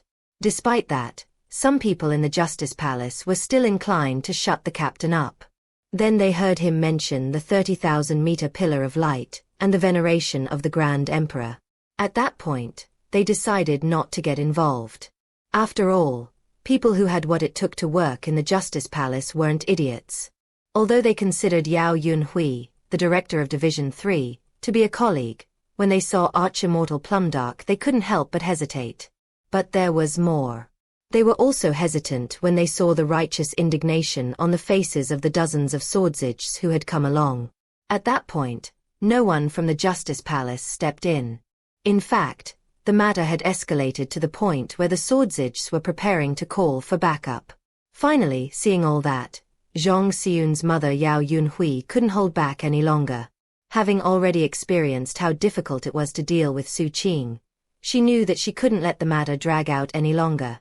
She had to resolve it immediately, lest it lead to further trouble. All in all, she knew full well that she was in the wrong. If things had gone according to her previous plan, it wouldn't have mattered. But Xu Qing had struck back quickly and efficiently, and with ruthless accuracy. Looking very grim, she emerged from her office, walked to the gate outside the Division 3 prison, and stepped out into the open. The two Justice Palace officers breathed sighs of relief and rushed over to offer greetings. Meanwhile, all of the coalition disciples and swordsages turned their attention to her. Arch-immortal Plumdark's energy fluctuations still caused the area to tremble, and her phoenix-like eyes were cold as she looked at this other woman whose beauty was on the same level as her own. Yao Yunhui stood there silently for a moment. She wasn't in void returning. She was only in spirit trove. If she had been facing Arch-immortal Plumdark alone, she would have been terrified, but considering this was the Justice Palace, she wasn't afraid. That said, she had come here to smooth things over, so she took a deep breath and bowed to Arch-immortal Plumdark with clasped hands. Then she turned to Xu Qing. Looking very apologetic, she said, "Xu Qing, this was a big mistake on the part of my Division 3. As the director, I'll look into the matter, figure out what happened, and give an explanation. Right now, I can confirm that Xu Qing, as well as all of your people from the 8-sect coalition's subsidiary sect, only came here to cooperate with an investigation. As of now, the investigation is over, and a determination has been made. You are not guilty of overstepping authority. That's why I issued the orders to release you. However, something unusual has clearly occurred. As for what exactly it was, that isn't important. This matter won't be recorded in the official prison records, and I take full responsibility for the mistake." With that, she took out a jade slip which she examined, as if to confirm certain details of the investigation. There were deep layers of meaning to her words. On the surface, they seemed like an apology. Yet she made that apology as the director of Division 3. In other words, she was implying that everything that happened was the result of bad behavior on the part of her subordinates. As a result, she didn't implicate herself personally. What was more, she said that everything was related to an investigation, and that Xu Qing and the others had been freed because of that. That made it seem like it wasn't a personal issue. That was another way she distanced herself from it personally. Finally, there was the hint of a threat in her words. Xu Qing's eyes narrowed. As for the captain, he looked closely at Yao Yunhui. Though the initial scenario had been handled clumsily, the resolution wasn't that bad. "I've already started looking into the reason why this all happened," she continued, "and I'll have an answer soon. In the meantime, I can see that Xu Qing's injuries are serious. Please take this spirit-gathering pill to help with the healing." Looking very apologetic, Yao Yunhui took out a medicinal pill that shone with dazzling light, making it obvious it was extraordinary. "Rest at ease, all of you. Forget about the 30,000-meter light and the veneration of the Grand Emperor. Even ordinary mortal citizens are treated the same in the Justice Palace. We enforce the law in a fair and impartial manner. That's our duty." With that, she placed the pill off to the side. Around then, her jade slip flared with light. After looking at it, her expression turned grave and she looked at the two officers. "As it turns out, it was you two. You took it upon yourselves to torture him." Before the two officers could open their mouths, Yao Yunhui suddenly waved her hand. The two of them screamed, then tumbled backward, blood spraying out of their mouths. When they flopped to the ground some distance away, it was impossible to tell if they were dead or alive. "Lock them up." Some other Division 3 officers flew out and took away the two officers. Yao Yunhui had handled the matter quickly and efficiently. Little did anyone know that the message she had received confirmed that the surveillance jade slips in the prison had been disabled, meaning that there was no evidence of what had really happened. Having handled the two subordinates, she looked at Xu Qing and Arch-immortal Plumdark. Clasping hands in embarrassment, she said, "I was negligent in my management, and as a result, Xu Qing endured humiliation. Considering how hurt you are, Xu Qing, I suggest you go back and get some rest. Now that I understand the details of what happened, I'll prepare a report and send it to you right away. Later I'll come pay you a visit in person." Xu Qing's eyes glittered coldly. It was impressive that Yao Yunhui could resolve matters so quickly. He could tell that if he kept pressing the issue of being wounded, the situation could change, and he would come across as overbearing. On the one hand, it was good to know that this incident wasn't going to harm his record. That said, he didn't think he had struck back viciously enough. Therefore, he opened his mouth as if to say something. Unfortunately, his wounds were so severe, and he was so weak, that he couldn't speak or send out divine will. The captain quickly leaned over and put his ear to Xu Qing's mouth. A moment later, his anger turned to outright disbelief. "What?" he shouted. "Little junior brother, are you telling me that the two swine who nearly killed you also stole 30 million spirit stones from you?" Yao Yunhui's eyes narrowed and her heart started to race a bit. Yet again she was coming to understand how difficult it was to deal with Xu Qing. Although she thought she had already negated his ability to strike back at her, all it took was a fraction of a moment for him to shift tactics and once again start causing problems. 30 million spirit stones was no small amount even to her. To be extorted in such a manner made her feel like she was being forced to swallow a big pile of dog excrement. Yet she couldn't reveal anger publicly. All she could do was inhale deeply, force herself to calm down, then smile and nod. "I'll look into the matter. If I find..." Before she could finish speaking, Xu Qing coughed up another huge mouthful of blood, and his aura became even weaker than before. Rage filled the captain's face as he fed medicine to Xu Qing and laughed bitterly. "Is this really the Justice Palace?" he mused in a very loud voice. "They beat people up at random and even steal from them. Oh, little junior brother, did we really end up at the county capital of humankind? The Tao of Heaven won't permit this." When Yao Yunhui saw that the same routine was starting again, veins bulged on her forehead, and her fury spiked. However, she knew that she couldn't let things continue to play out. Gritting her teeth, she interrupted the captain. "It will take time to investigate, but in the meantime, Division 3 will make an advance payment of 30 million spirit stones." As she spoke the words, she felt like her heart was bleeding. When the captain heard her words, his heart started beating faster. Licking his lips, he leaned closer to Xu Qing again, but this time, Xu Qing didn't say anything. However, the captain then clenched his right hand into a fist and slammed it onto the floor tile next to him. The floor tile shattered. Eyes bloodshot, he howled. "What? You mean that they also took away the 17 deadly spell formations and 57 magical devices I gave you as a gift?" The captain looked so full of grief he might have a heart attack. Xu Qing looked at him and could tell how passionate the captain was at the moment, so he nodded. Yao Yunhui was panting for breath at this point, and her emotions were almost out of control. As she glared at the captain, she started to realize that he was actually a lot more annoying than Xu Qing. She was just about to say something when a stream of terrifying divine will emerged from the Justice Palace and scanned the area. When she felt that divine will, Yao Yunhui shivered as she realized that her actions had attracted the displeasure of her superiors.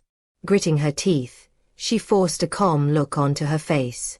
And yet, she had underestimated the captain. When he saw the calm look on her face, the captain howled in grief. "The 3 magical treasure fragments that Master gave you were also taken? And they didn't even let you keep the more than 10,000 spirit stones our Swordsage friends gave us to purchase local specialty products for them from 7 Blood Eyes? Those Swordsages worked hard for that money. Ha! Are you telling me that the 3 Heavenly Palace pills Arch-Immortal Plumdark gave you were also seized?" Arch-Immortal Plumdark's face darkened as she looked coldly at Yao Yunhui. As for all the Swordsages, including Chen Tingo, they had odd looks on their faces as they looked at the captain. But they also nodded. Seeing all that, Yao Yunhui could hardly suppress her fury. Her eyes pulsed with rage. This wasn't just extortion, it was group extortion, and she almost couldn't maintain control. Seeing that, Xu Qing's fingers twitched as if to say, "All right, good enough, quit while you're ahead." He had the feeling that if they pushed things any further, they would make fools of themselves in trying to be clever. The captain wasn't quite ready to give up though, and was about to continue when Xu Qing coughed up yet another mouthful of blood. Finally, The captain closed his mouth. Looking furious, he put Xu Qing onto his back and walked over to Arch-Immortal Plumdark. As Yao Yunhui glowered at them, they left. After they were gone, the area was silent for a moment. Then a voice spoke from the divine will that had come from the Justice Palace. Director Yao, this is the Justice Palace, the judicial center of humankind. You have the right to seek justice for humankind, not resolve personal vendettas. You have overstepped your authority here. Yao Yunhui shivered and bowed her head. We just received an official inquiry from the Swordsage Palace. That inquiry contains one sentence with 7 words. Do you have a death wish, Yao Yunhui? Yao Yunhui inhaled deeply. A moment passed, and then she quietly said, Palace Lord, your humble servant admits her error. Shape up. Having said that, the divine will from inside the Justice Palace vanished. Yao Yunhui stood there for a long moment, then turned expressionlessly and walked back to her office. Upon entering, she saw Zhong Xiun waiting for her, concern on his face. Mother. Yuna, she interrupted, those 2 colleagues of yours are no simpletons. Zhong Xiun shivered and wasn't sure what to say. Before he could do anything, Yao Yunhui pulled her hand back and slapped him hard. Blood sprayed out of his mouth as he was thrown off his feet to slam into the wall. His internal organs trembled, and more blood sprayed out of his mouth as half his face swelled up. Pathetic, she growled through gritted teeth. Your father was pathetic, the Supreme Arbiter Immortal Society is pathetic, and you're just as pathetic. Only now was she able to vent her fury by means of that slap.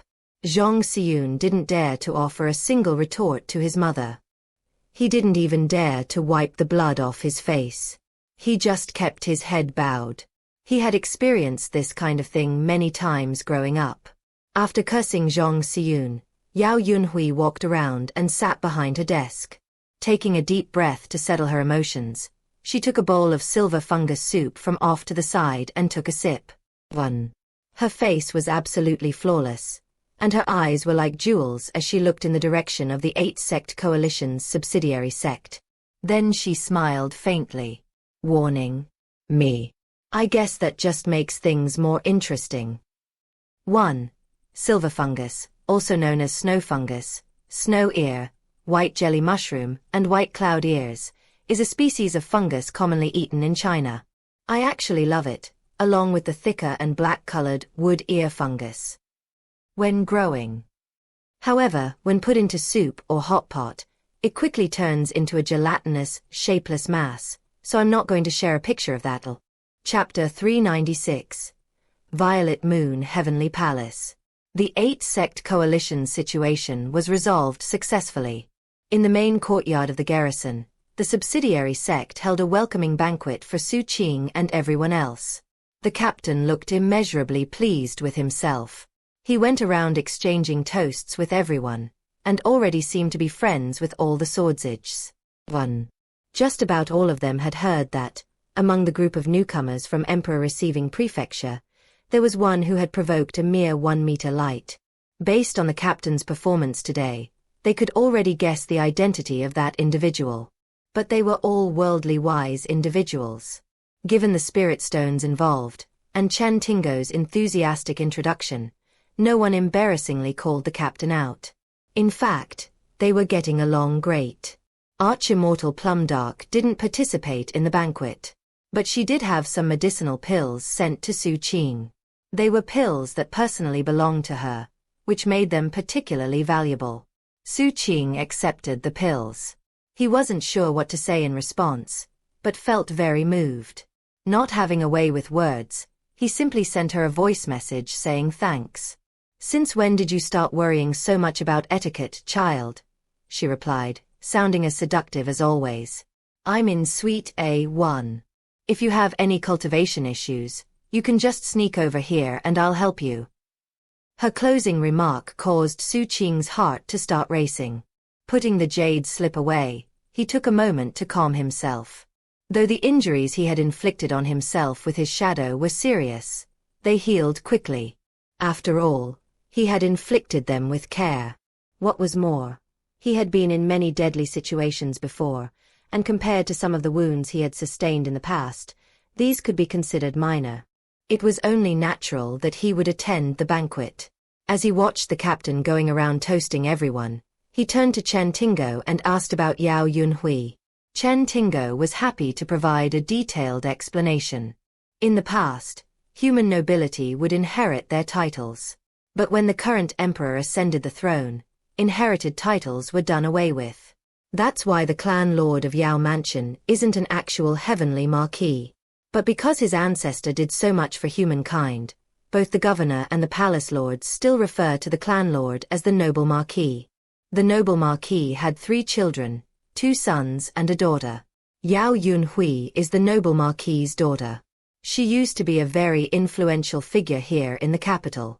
Years ago, she married someone from the Supreme Arbiter Immortal Society in your emperor receiving prefecture, which caused a big stir. As far as Yao Mansion was concerned, they were too far apart in status. Later, her Daoist partner died, so she left her son in the Supreme Arbiter Immortal Society and came back here to Yao Mansion. She has a huge network of connections in the capital, an extraordinary background, and incredible good looks. Furthermore, I heard that she's close with Honor Guard Sima from the Swordsage Palace, who originated in the Supreme Arbiter Immortal Society. And beyond all that, she's now the director of Division 3 in the Justice Palace. That said, the Swordsage Palace doesn't fear the Justice Palace. Also, Honor Guard Sima isn't the kind of person who practices favoritism and engages in cronyism. So you don't need to worry. Furthermore, nobody really likes Yao Mansion. Chen Tingo was about to raise his cup to toast Xu Qing when Sun Liang cast him a meaningful glance. He suddenly looked embarrassed, as if he wanted to drink, yet didn't dare to. Clearing his throat, he continued. The Swordsage Palace and Yao Mansion don't see eye to eye. The Swordsage Palace has always advocated for a stronger stance against the 2 non-human species in our county, plus the Holy Tide species as well. We'd fight them if we had to. The Palace Lord has suggested multiple times that we purge the county and crush the Saint Fiends and Demi-Immortals. The Yao clan is staunchly opposed to that. They think that using lethal force will just cause more problems, and advocate for a closer relationship with the non-humans. So in the county as a whole, it's the Yao clan who have the most dealings with the Saint Fiends and Demi-Immortals. In fact, they even intermarry. They also cozy up with the Holy Tides, like flunkies. Chen Tingo looked visibly disdainful. If the old heavenly marquis knew what they were up to, he'd probably crawl out of his coffin and slap those spineless descendants of his to death. At this point, Chen Tingo couldn't hold back from raising his alcohol flagon and taking a big drink. Sun Liang helplessly shook her head, yet the warmth remained in her eyes. 2. The banquet didn't last for very long. By the time the moon hung high in the sky, it was over. Xu Qing and the captain escorted the guests out of the subsidiary sect, then returned to the main courtyard. Bright moonlight lit the path in front of them, and a faint breeze blew, stirring their hair and spreading the aroma of alcohol in all directions. We're finally in the county capital, Little Qing. The captain was obviously in a very good mood. Producing an apple, he took a big bite. Xu Qing looked up into the sky at the statue of ancient Emperor Dark Serenity. He nodded.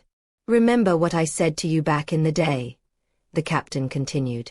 Let's travel the world together. The county capital isn't our final destination. No, it's our starting point. Next, we need to solidify our place in the Swordsage Palace. And then, little junior brother, after I've familiarized myself with this place, I'll take you with me to accomplish some really big things. 3. We're really going to shake things up in Sea Sealing County. Because of us, maybe they'll have to change the county's name. It'll be the Crazy Tide County. As the captain uncharacteristically talked about such lofty aspirations, he wolfed down the rest of the apple in a single bite and then took out a tangerine. Xu Qing suddenly went on guard as he looked at the captain, who was acting a bit different compared to normal. We're going to make sure everyone knows that the 2 of us can shine brighter than 30,000 meters. We're going to make sure everyone understands that the 2 of us are bros, through and through. In fact, we're the type of steadfast bros who would give our lives for each other." As the captain said these things, he surreptitiously glanced at Xu Qing. Without batting an eyelid, Xu Qing nodded. "And that is why the moment we report for duty in half a month is so important. It relates to our post. Different posts come with different military credits, and of course, different responsibilities. If we're going to change the Holy Tide region one day, and if we're going to make sure humankind rises to prominence, then we have to hit the ground running." The more the captain talked, the more hyperbolic it got. He was making it sound like their post assignment would affect the fate of all humanity. "Then what?"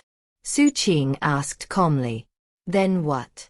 Well, then there are a lot of things to do, little junior brother. Of course, it's going to take money. What's more, if we want to accomplish something really big, then we need to buy intelligence reports. That also costs money. Therefore, whenever the old shrew finally doles out the compensation, we should definitely split it 50/50ths. That's what this is about," Xu Qing said, surprised. He had assumed it was something more important. "No problem." When the captain saw Xu Qing agree so quickly, almost as if it was the smallest of concerns, his guard went up. For some reason, it now seemed that Xu Qing was a bit higher than him on the social ladder, which was worrisome. He waved his hand. "Little junior brother, how about I give you a 10% discount on the 8 million spirit stones you owe me?" Ignoring him, Xu Qing walked to his residence. The captain laughed happily as he bid farewell and went to his own residence. It was a unique location that he had picked with careful consideration. Thanks to the decorative rocks, a tree cover, it was a place that the sunlight didn't reach very often. The captain felt that only a location that the sun couldn't peer at was fitting of his status as a swordsage. Xu Qing didn't care about that sort of thing. After entering his residence, he went through his normal routine of scattering poison and setting up defenses. Then he sat down cross-legged and mentally reviewed everything that had happened over the past few days. Next he took out his bamboo slip and carved Yao Yunhui's name right next to Zhong Xian's name. Then he spent some time trying to think of some ways to quietly get rid of them. "I can't forget about Girl in Red and Ning Yen," he thought, studying the bamboo slip. "I have too many names on here that aren't crossed out." That thought left him feeling unsettled. Looking out into the night, he mulled the matter over. "I need to improve my cultivation base right away. Then I can start getting rid of them, one by one." Closing his eyes, he started working on his cultivation. Time passed. 4 days later, the Justice Palace sent the spirit stones, medicinal pills, 3 magical treasures, as well as some spell formations and magical devices. With that, the matter was officially concluded. Xu Qing wasn't stingy. He split everything with the captain as well as the disciples who had come to get him at the Justice Palace. He also sent some to Master Fifth and Arch-Immortal Plumdark. The rest he kept. The only thing he didn't split with others were the Heavenly Palace pills. They were extraordinary pills. If he consumed all 3, he should be able to complete his 4th Heavenly Palace. Upon consuming them, rumbling sounds filled him. Then, brilliant light erupted from the 4th Heavenly Palace in his sea of consciousness. Should I go with the blue-green dragon? Or the violet moon? After some thought, his eyes shone with determination. "I think I'll push the blue-green dragon back in line again." Having made up his mind, he focused completely on the violet moon in his sea of consciousness. Slowly but surely, he pulled it into place in the Heavenly Palace. When that happened, he suddenly felt immeasurably close to the violet moon, in a way he hadn't before. Previously, he had only had a limited bit of control over it. After all, it was simply too mighty, making it as easy for him to control as it was for a child to push a massive war chariot. But now that it was fused with his 4th Heavenly Palace, that control came much easier. He didn't attempt to do so immediately. Instead, he closed his eyes to gather strength. 10 days later, when his 4th Heavenly Palace was completely stable, he opened his eyes. The moment he did, violet light erupted from them, creating a violet sea around him. His 4th Heavenly Palace now glittered with dazzling violet light. The violet moon therein flickered constantly. Xu Qing got the feeling that if he fully unleashed its power, then he would instantly erupt with the aura of a god. In other words, mutagen. Of course, that mutagen would instantly start invading other cultivators. If you added in the bolstering effect of his taboo poison core, then it would make him an even more powerful source of mutagen. And its ability to invade other living things would be even more astonishing. Right now, do I cultivate the Tao, or do I cultivate godliness? After studying his third and fourth heavenly palaces, he glanced at his life essence blue-green dragon. With my imperial class technique, I currently have 5 palace battle prowess. With shadow fusion secret magic, I can unleash the pure 6 palace fleshly body power. If you add in the taboo poison core and the violet moon, then I can stand toe-to-toe with 7 palace power, and might even come out on top. Right now, his battle prowess was equivalent to what was normally considered the absolute peak of gold core. It doesn't matter what you cultivate. Battle prowess is the most important thing to consider. After calculating the date, he realized that it was the night before he needed to report for duty with the Swordsage. I wonder what post I'll be assigned to. Then he thought about Mount Daybreak, and what Chan Tingo had said about how it required military credits to visit. Military credits, he murmured, his eyes shining brightly. Then he settled down to wait. The night passed quickly. At dawn, as the sun was just climbing over the horizon, he stood and changed into his white Swordsage uniform, complete with the cape. Standing in front of the door of his residence, he took a deep breath. Then he pushed the door open. The light from outside shone down, surrounding him, filtering through his hair, making it seem like he was fused with the light. From a distance, he looked like a living flame as he stood there. Quite a few passing disciples looked over at him. Arch-Immortal Plumdark could see him from the balcony of her second-floor residence, and was looking at him closely. In another corner of the subsidiary sect's main courtyard, not far from Xu Qing, in a spot that was blocked from the sun by decorative rocks and trees, the captain opened the door of his residence. As he stretched lazily, he was about to step out into the open when he spotted Xu Qing. I didn't realize you could do that. He looked at his own residence, then at Xu Qing, and suddenly realized that he hadn't picked a spot befitting a Swordsage. 1. The practice of exchanging toasts with people at a banquet or meal is a very important part of Chinese culture. Normally speaking, if you offer a toast to someone, they should offer a toast in return. Usually the toast will involve some kind words along the lines of, "I wish you health and prosperity." 2. The interaction between Chen Tingo and Sun Lying regarding alcohol seems to imply that she's forbidden him from drinking, or at least, that she discourages it. Although heavy drinking, drunkenness, and alcoholism aren't heavily stigmatized in mainland Chinese culture, it doesn't mean that all wives are happy with their husbands drinking a lot. In Madame Deathblade's extended family, there are some of the men who have the reputation of being extremely heavy drinkers to the point where it disrupts their lives, and in their case, they have a bad reputation in the family. What's more, there was one fateful event in which I drank too much and Madame Deathblade subsequently forbade me from drinking when we went back to her hometown during the spring festival time, Chinese New Year. Drinking and toasting is especially important during that time, so the situation was similar to what's happening with Sun Lying and Chen Tingo. Madame Deathblade was constantly glaring at me and reminding me I wasn't allowed to drink. 3. The captain talked about traveling the world together in Chapter 338. Chapter 397. The strongest battle prowess in the current generation. At dawn, the county capital was covered with the warmth of sunlight. It was different from Seven Blood Eyes in that people smiled a lot more. It was different from the 8-sect coalition in that mutagen was very scarce. There was no cool humidity in the air, and it wasn't possible to smell the forbidden sea. People dressed accordingly. Even the commoners and shopkeepers wore fine clothing. The most outstanding feature was that the garments were colorful. In the cities of South Phoenix, the garments mortals wore were usually simple. It was the same in the 8-sect coalition, though the clothing tended to be slightly higher quality. But here in the county capital, you could find every color imaginable, and it made the entire city lively and full of life. Because it was still not yet time to report for duty, Xu Qing and the captain didn't fly to their destination. Instead, they strolled through the city. Xu Qing hadn't been out of seclusion for the entire half-month that had passed, so this was really his first chance to get familiar with their new surroundings. He looked around at the crowds on the streets, and occasionally glanced up into the air. There were quite a few swordsage out and about. They all wore the same uniform, making it impossible to tell who was a new recruit. That said, all of them emitted extraordinary fluctuations.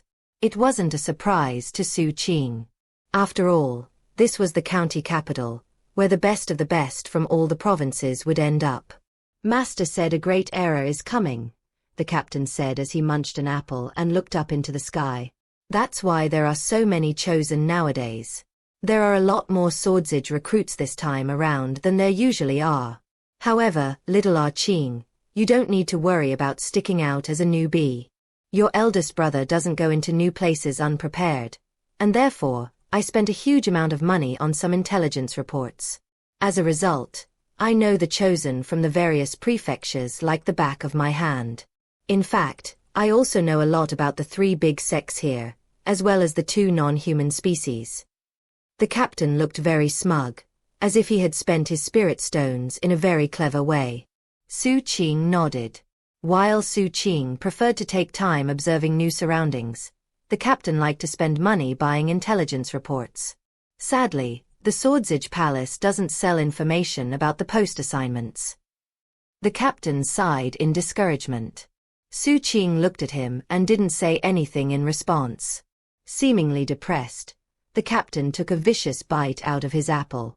This Swordsage Palace is really full of goody two-shoes. If only they could be a bit more reasonable.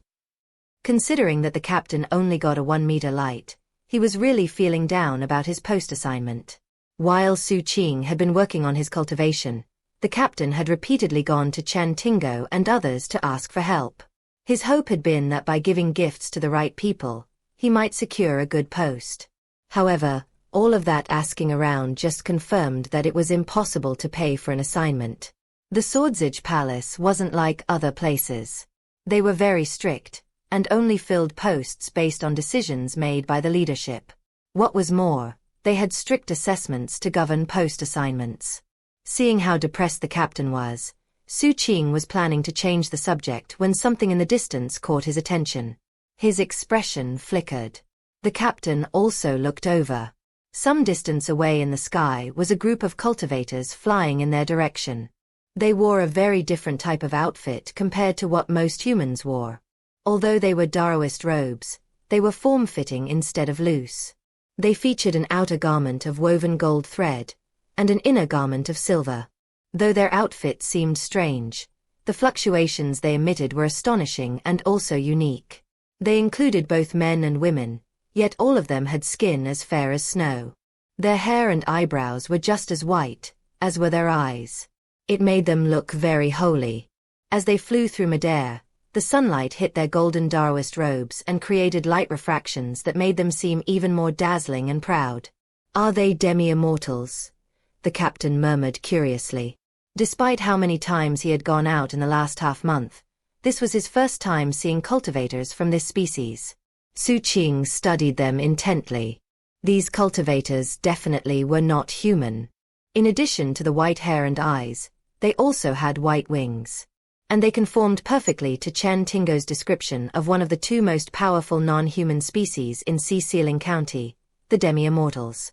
What was even more noteworthy to Xu Qing was that the demi-immortal cultivators had another very unique entity with them. It was a figure clad in a black suit of armor. This figure had black wings and wore a black mask that obscured its facial features. Its unbound hair was equally as black. Its aura clearly surpassed that of the surrounding demi-immortals. And what was of even greater significance was that it emanated mutagen. Its eyes seemed to completely lack life, as if it were a puppet. That black thing is probably one of the immortal puppets that the demi-immortals are famous for, the captain said. Apparently the intelligence reports he'd purchased were actually useful. Immortal puppets? Xu Qing asked. That's right. The demi-immortals are very skilled in the puppetry arts. That's especially true of the pitch-black ones. Those are their battle puppets. Nobody knows exactly how they make them, but they're supposedly very difficult to deal with. Xu Qing looked on thoughtfully as the group of demi-immortals flew toward the city center and gradually disappeared. He got a similar sensation from the immortal puppet as he had from the ghasts he'd seen, though not exactly the same. As for the specifics, he was too far away to make any determination. With that, the two of them continued on their way, keeping an eye on their surroundings. As they walked, they saw disciples from the three great sects, as well as occasional saint fiends. The saint fiends were very different from the demi-immortals. The demi-immortals preferred to stay in the county capital, and rarely traveled outside to have dealings with other species. But the saint fiends were merchants. They had shops just about everywhere in the city. The saint fiends were tall and burly. They were generally about 6 meters tall or more, making them look almost like giants. They had faces in the normal spot, but also faces on the backs of their heads. When talking, they would occasionally swivel their heads and start speaking out of the other face. To people unfamiliar with them, it could be somewhat unsettling. What was more, saint fiends always had 2 male heads. However, sometimes their bodies might not seem obviously male or female, making it very difficult to determine their gender. They were such an unusual species that Xu Qing couldn't help but stare a bit when he saw them. Soon it was approaching the time to report for duty, so Xu Qing and the captain flew the rest of the way to the Swordsage Palace. When they arrived, there were already people lined up and waiting. They were new Swordsage recruits from various prefectures. There were men and women, but all were young. Apparently, most had been in the county capital for some time. In the various prefectures of Sealing County, the number of new recruits that came out of a recruiting event varied, but not by much. At the most, there might be 7 or 8 recruits. On the lower end, for places like Emperor Receiving Prefecture, there might only be 3. There were already about 30 people gathered. Some stood alone, others in groups of between 3 to 5. Xu Qing spotted Xianxia in the crowd. She wasn't alone. Standing next to her was a seemingly ordinary, but simultaneously strange-looking young woman. "She's not wearing red," the captain said. "I almost didn't recognize her. But that's Xianxia, all right. She might as well just wear her red clothes underneath her main outfit. That would befit that big scythe of hers." Grinning, the captain called out a greeting. He also sized up Xianxia's female companion, glancing more than a few times at the item she held in her hands. Xianxia had obviously arrived in the county capital much earlier than the delegation from the 8-sect coalition. With a few months lead time, she had gotten to know some people. The young woman standing next to her was one of them. They seemed to match each other well. One of them emanated an aura that warned other living things to stay away, and beneath her mask, her eyes were cold. The other held some melon seeds in her hands that emanated godly fluctuations. If you looked closely, it looked like they were actually formed from flesh. As she ate from her stockpile, her mouth filled with blood, and she looked around coldly. Upon noticing the captain looking their way, she studied him for a moment. "Big sis Xianxia, do you know them? Isn't that one Xu Qing?" "That's right. 2 fools." Meanwhile, the evil ghost scythe she had slung over her shoulder was talking to her via divine will. "Mad Dog is here. He's talking like normal this time, but I still feel like smacking him. Everyone else is a swordsage, but he's a sword slut. We can definitely find an opportunity to end things with him in mutual destruction. Get rid of him for the swordsages. End in mutual destruction. As for Ghost Hand, we should leave him alone. He's not going to be easy to deal with. Trying to end things in mutual destruction with him wouldn't be a good idea. You absolutely, positively must not make a move on him." Xianxia seemed used to the chattering of the evil ghost, as she kept her face expressionless and just let him talk. Meanwhile, the captain was talking to Xu Qing via divine will. "See that person next to Xianxia? She's no simple individual. She has no name, so everyone just calls her Dusk Spirit. Those melon seeds in her hand are supposedly made from all kinds of godly flesh. Not only are they very good for the fleshly body, but also they never run out. Some people suspect that they're actually a part of her body. I got a lot of information about her in my intelligence reports. She grew up in an abyss in a forbidden region somewhere. Years ago, a patriarch from the Supreme Void Demonization sect ran across her and brought her back to the sect. She has a cold personality, and according to the rumors, can actually demonize herself into a greater demon. As Xu Qing listened to the captain, he looked at the young woman with the melon seeds of flesh. Then he shifted his attention to a young man sitting off to the side meditating. Upon arriving, he had noticed the young man sitting there. Other than Dusk Spirit with her extremely gruish aura, this young man was the one who seemed the most dangerous. Noticing Xu Qing's gaze, the captain said, "That's Sir Mountain River. He's also a very impressive chosen. He's from one of the 3 great sects, the Bloodchill Society. And his clan is a major force within that sect. In other words, he has an amazing background. He had a very unusual birth. Supposedly, he has a birthmark that looks like a painting of mountains and rivers. That's why Patriarch Bloodchill gave him the Daoist name Mountain River. He has shocking natural talent, and 2 imperial-class techniques." 1. As the captain made this explanation, Sir Mountain River's eyes opened, and he looked coldly at Xu Qing. Obviously, all of the people that Xu Qing studied could sense the pressure of his gaze on them. A moment later, their gazes separated as something flew toward them from above. It was a black coffin made of wood. Lounging atop it was a young man wearing a swordsage uniform.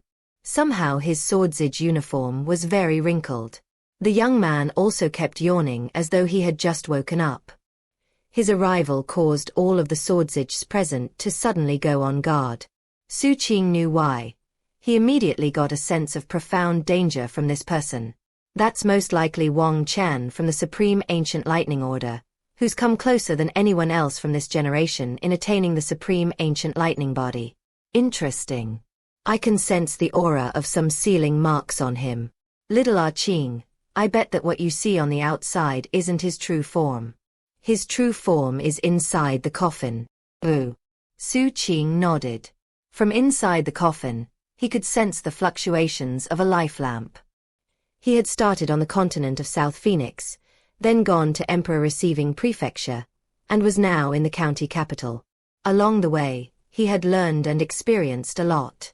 And he had seen life lamps. Life lamps might not be common, but that was only relatively speaking.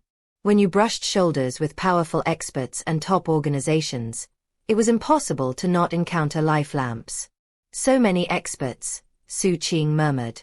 Whether it was Dusk Spirit, Sir Mountain River, or Wang Chen, they all gave Xu Qing the impression that they were incredibly strong. As for the other new recruits, none had auras as impressive as those 3, but they were still extraordinary.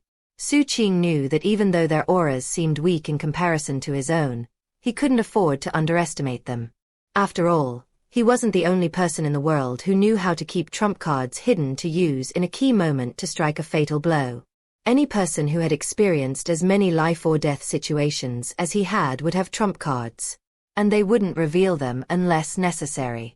Those 3 are strong, Little Qing. But in this group of new recruits, there's someone I'd consider a true monster. The captain sighed. Xu Qing looked at him in surprise. For the captain to call someone a monster indicated that the person in question was no one to take lightly.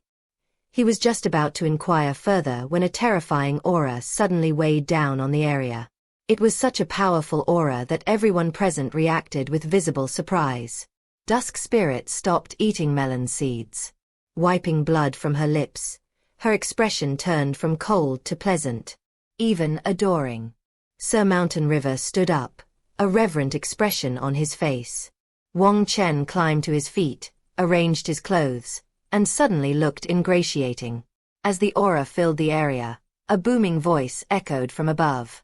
Which one of you is Xu Qing? 1. Putting the character for mountain and river together creates a unique word. It can literally just mean mountains and rivers, or it can figuratively mean land of a country, general topography, territory, country. 2. Wang Chen. Wang is number 1 on the list of the 100 common surnames. It also means king. Chen means morning, dawn, daybreak. Madame Deathblade says this name makes him sound like a handsome young guy, bubbly maybe. I think her impression is pretty funny considering the dude flies around on a coffin. Chapter 398. Supremely honorable and righteous. As the voice echoed through the air, a young man descended from the dome of heaven, laughing heartily. He looked to be about 24 or 25 years old. Instead of being burly and tall, he had an average physique. His facial features were not delicate and attractive. Rather, he had thick eyebrows and big eyes. His arms seemed longer than a normal person's, and his eyes sparkled brightly, as if they were filled with stars. Because of all this, he came across as being extremely heroic. He seemed almost like a dragon or tiger descending into the realm of humankind. He did not intentionally release the power of his cultivation base. However, the pressure he naturally exuded seemed capable of crushing anything and everything. Even Xu Qing was shaken to the core, and his golden crow tattoo emanated intense heat. Upon encountering Sir Mountain River, Dusk Spirit, and Wang Chen, the golden crow had heated up. But that was nothing compared to this. This young man also had an imperial class technique, and as he neared, the air behind him split apart. A golden dragon emerged, roaring as it swirled around in circles. Every scale on the dragon shone with bright light, and even its draconic whiskers seemed divine. What was more, the dragon's eyes were incredibly fierce, as if it were a monarch looking down on everything under heaven. Additionally, the golden dragon had a sword in its mouth. It was the Emperor's sword.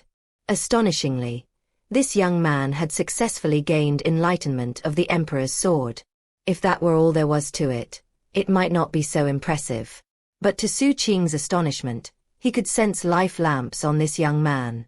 Not one life lamp, or two. No, he had 3. The young man's 3 dazzling life lamps might not be easily noticed by others. But considering that Xu Qing himself had life lamps, he could sense them clearly. This young man was strong. Very strong. That was what Xu Qing sensed just looking at him. He had sensed danger from Sir Mountain River, Dusk Spirit, and Wang Chen. But he still felt confident he could fight them. In contrast, this young man who had just arrived made Xu Qing feel like he was staring up at an immovable mountain. His aura was profoundly shocking and beyond comparison. As he arrived, all the other swordsages in the area clasped hands respectfully. And yet, all of them were smiling. Big Bro Kong. Well met, Big Bro Kong. Long time no see, Big Bro Kong.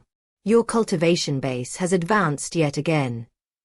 The young man laughed heartily as he saluted everyone in return. Dusk Spirit, who had previously been devouring blood, now seemed like a charming girl next door.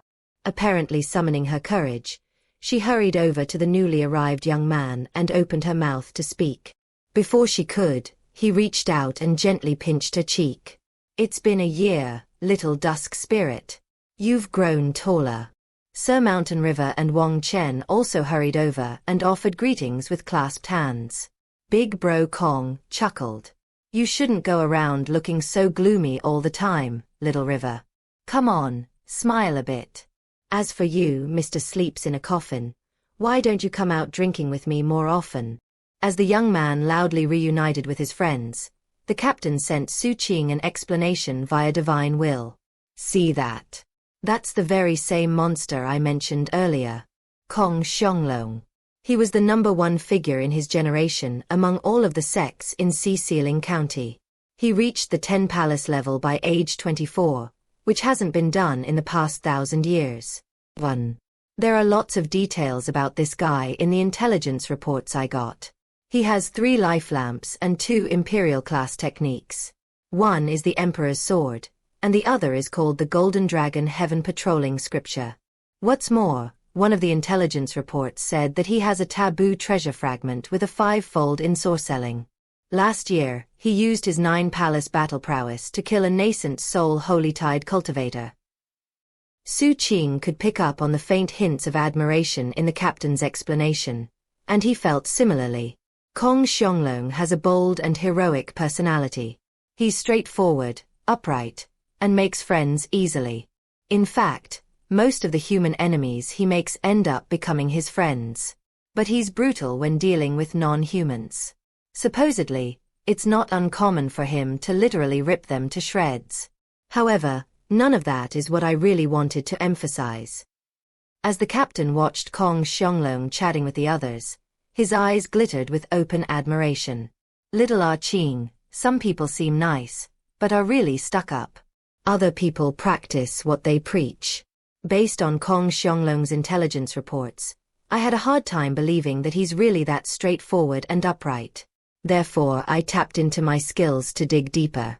And guess what?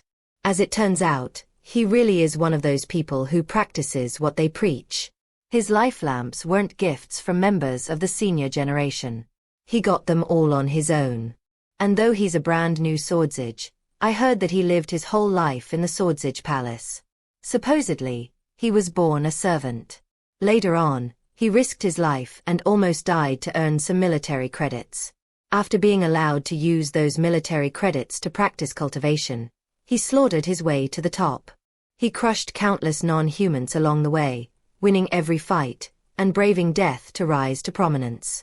He has 1 life lamp and 1 imperial-class technique that he purchased with military credits. As for the Emperor's sword, he succeeded after seeking enlightenment only twice. His 2nd life lamp was given to him by his best friend, who had been dealt a mortal blow and couldn't survive. In front of countless witnesses, his best friend handed over the life lamp and made Kong Xianglong promise to represent him on his journey to the top. He took his 3rd life lamp from the holy tides. Even I, your eldest brother, have no choice but to greatly respect someone like that. The captain rarely talked like this. Given that, Xu Qing felt deeply moved as he studied Kong Xianglong. As he was looking in that direction, Kong Xianglong finished catching up with his friends. Looking in Xu Qing's direction, he laughed heartily and walked over. Don't tell me, little brother, you must be Xu Qing from Emperor Receiving Prefecture, who got the 30,000-meter pillar of light. Well met, elder brother Kong, Xu Qing said, clasping hands respectfully. Xu Qing, I heard about what happened between you and the Justice Palace. I've never much liked that shrew from the Yao clan. I just know she's always lurking around scheming this and that, trying to use rules and regulations like a command sword to do all the low-down, scum-sucking shit she wouldn't dare do out in the open. You handled everything beautifully. Let's find some time to have a few drinks together. My treat. As Kong Xianglong laughed heartily again, someone else arrived. It was none other than Zhang Xiun. His expression was grim. Having heard what Kong Xianglong just said, he glared at him coldly. However, exactly at the same time, Dusk Spirit's expression turned hostile. Sir Mountain River narrowed his eyes, and Wang Chen, despite smiling, seemed to thrum with killing intent. And all of them were glaring at Zhang Xiun. Stunned, Zhang Xiun quickly looked away and walked off to the side. Kong Xianglong turned and looked at him briefly, his eyes flickering with displeasure. Obviously, he was fully aware that Zhang Xiun's mother was Yao Yunhui from the Justice Palace.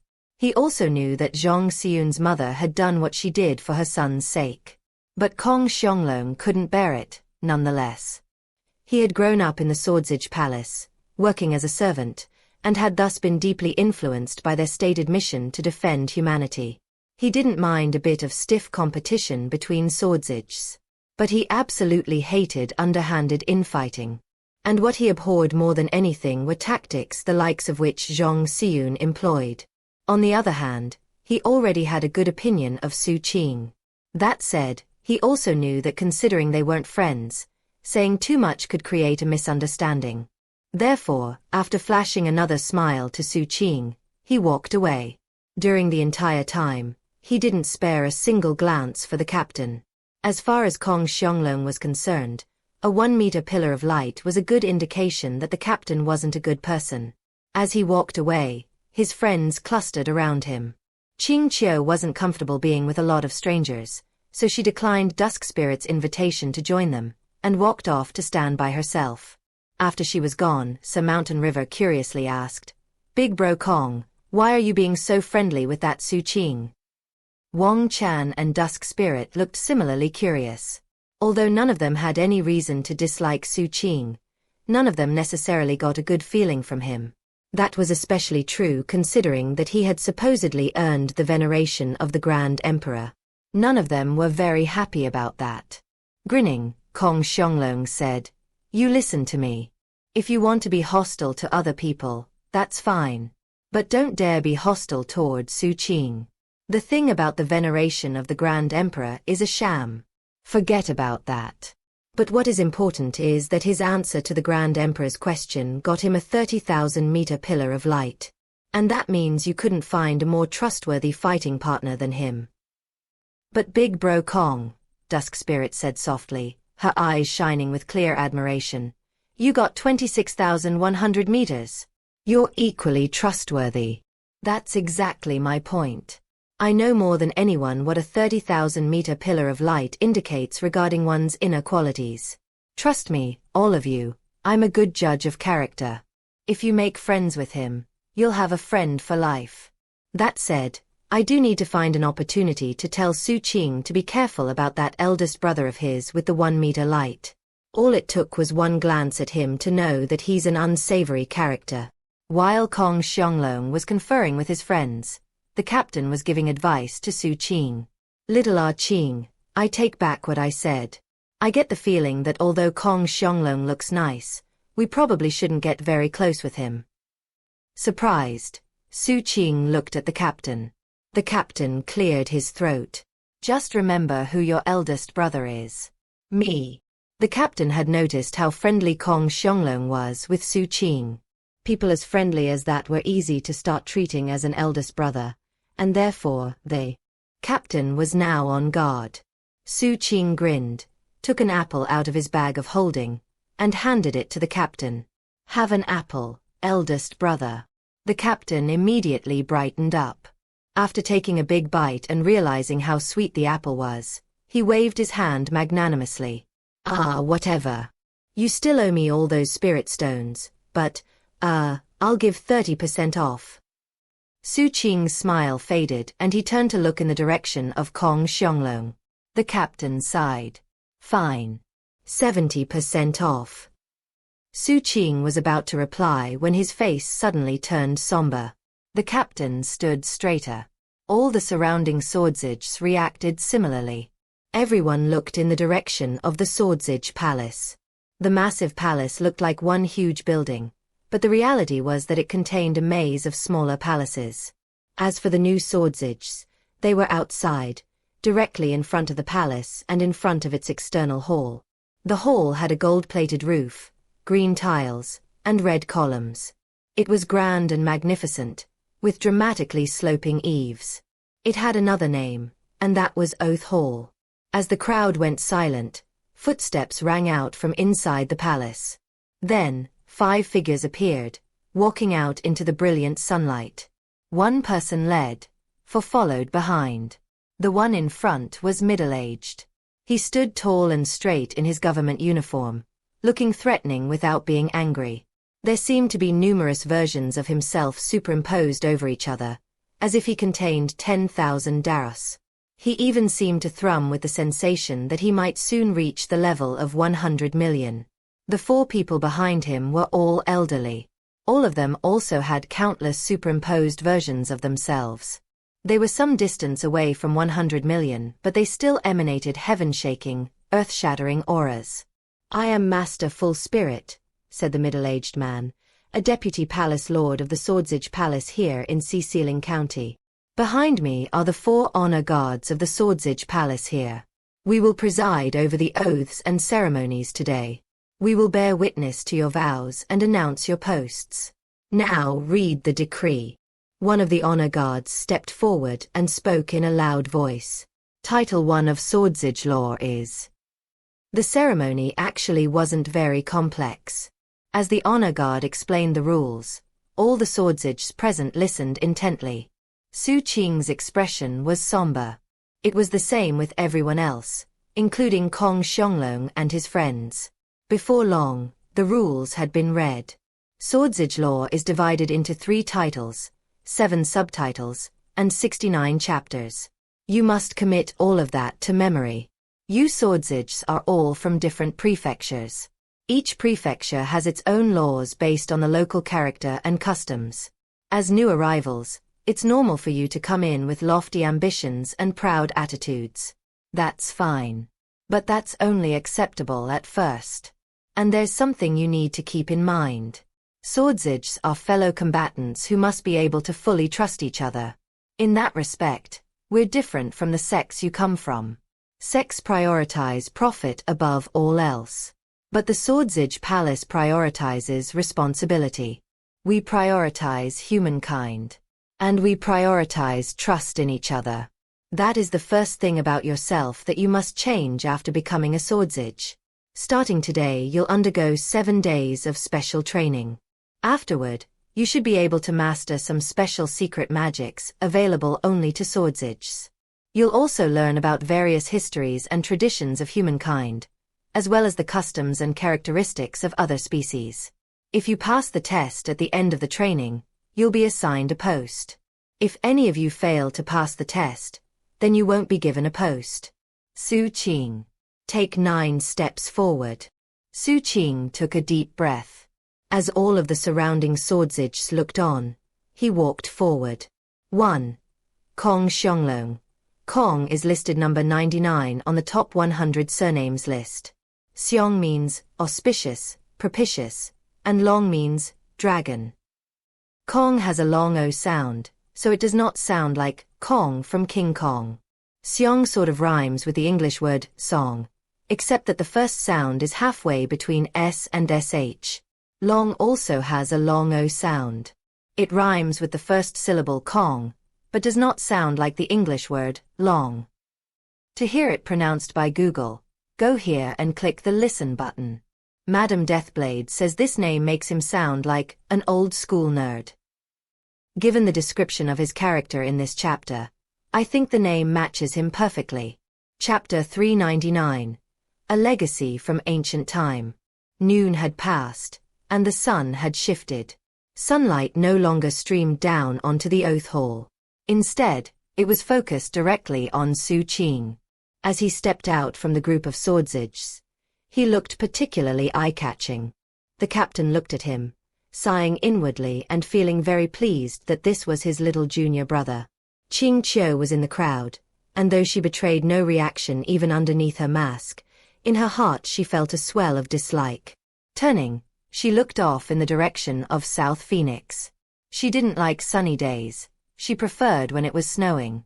That was because every time it snowed, she would look off into the distance and think back to a scrawny figure who would approach her in the shadows of the buildings and nod in greeting. Big bro kid. It won't be long before I can go back to South Phoenix and find you. None of these chosen can compare to you. If you could be here, you would be stronger than any of them. As for all of Kong Xianglong's friends, they looked at Xu Qing begrudgingly, as if they weren't convinced he was worth any attention at all. Kong Xianglong was different, though. He smiled in approval and support. That wasn't just his attitude toward Xu Qing. That was his attitude toward all his friends. As everyone watched, Xu Qing walked forward 9 steps. Then he clasped hands and bowed respectfully to the 5 people in front of him. Greetings, exalted ones. The deputy palace lord and the 4 honor guards were all looking at Xu Qing. Before he had stepped forward, they knew him by name only. After all, when the Dao bell rang, it shocked the entire Swordsage Palace, and had prompted the governor himself to inquire about the situation. Now, seeing him standing there in the sunlight, clad in his white uniform with the red flame design, they all inwardly nodded in approval. The deputy palace lord's eyes glimmered with approval, and his facial expression softened. Xu Qing, during the assessment of the heart, you received a 30,000-meter pillar of light and the veneration of the Grand Emperor. That's a first here in Xi County. By the order of the palace lord, You are hereby appointed as the Palace Lord's Secretary General. You will closely accompany the Palace Lord as he carries out his duties. This will be good training for you. Please do not fail to live up to the Grand Emperor's praise, or the tolling of the Dao bell. 1. Yes, sir. Xu Qing said somberly, once again clasping hands and bowing. This turn of events wasn't a big surprise, but at the same time, it was somewhat disappointing. He didn't really want to be a Secretary General. He would much rather be assigned to a department similar to the Violent Crimes Division. However, the Deputy Palace Lord's words left many of the other new Swordsages feeling very surprised, and they looked at Xu Qing with deep envy. A Secretary General was essentially an administrative position attached directly to the Palace Lord.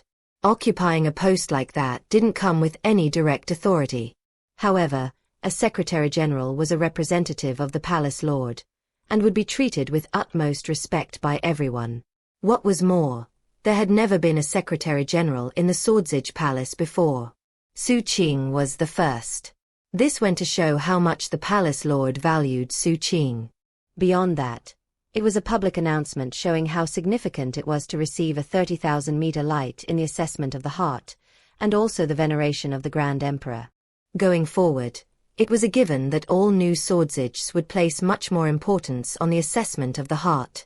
Although Xu Qing's post came with a lot of glory, there were still Swordsages who weren't convinced he was deserving. For example, Xianxia. He glared at Xu Qing, revulsion filling his heart. The left side of his face was no longer swollen, but he could still feel the pain of his mother's palm slapping him. "I'm not pathetic," he howled inwardly, grinding his teeth. The Deputy Palace Lord and the honor guards weren't even paying attention to the reaction of the others outside the Oath Hall. Xianxia's sect grandfather was one of them, and not even he had spared a glance for Xianxia. "Xu Qing," continued the Deputy Palace Lord, "though you were given a post by the Palace Lord, and thus don't need to take the test, you still need to attend all 7 days of training." "Yes, sir," Xu Qing said. He stepped back into the assembled Swordsages. His professional manner earned him even more approval from the Deputy Palace Lord and honor guards. "Listen up, everyone," the Deputy Palace Lord said, looking over the group of new Swordsages. "The command swords you received back in your respective Swordsage courts are also communication devices. They keep track of your battle credits, and will also serve as the foundation of your sword pavilion. In a moment, you can go below the city and erect a sword pavilion. That pavilion will be with you for your entire life, even when you receive your outside assignment. The higher a sword pavilion is, the greater glory it represents. I truly hope that one day, one of you will have a 30,000-meter tall sword pavilion. It will only disappear if you end up sacrificing your life in the line of duty.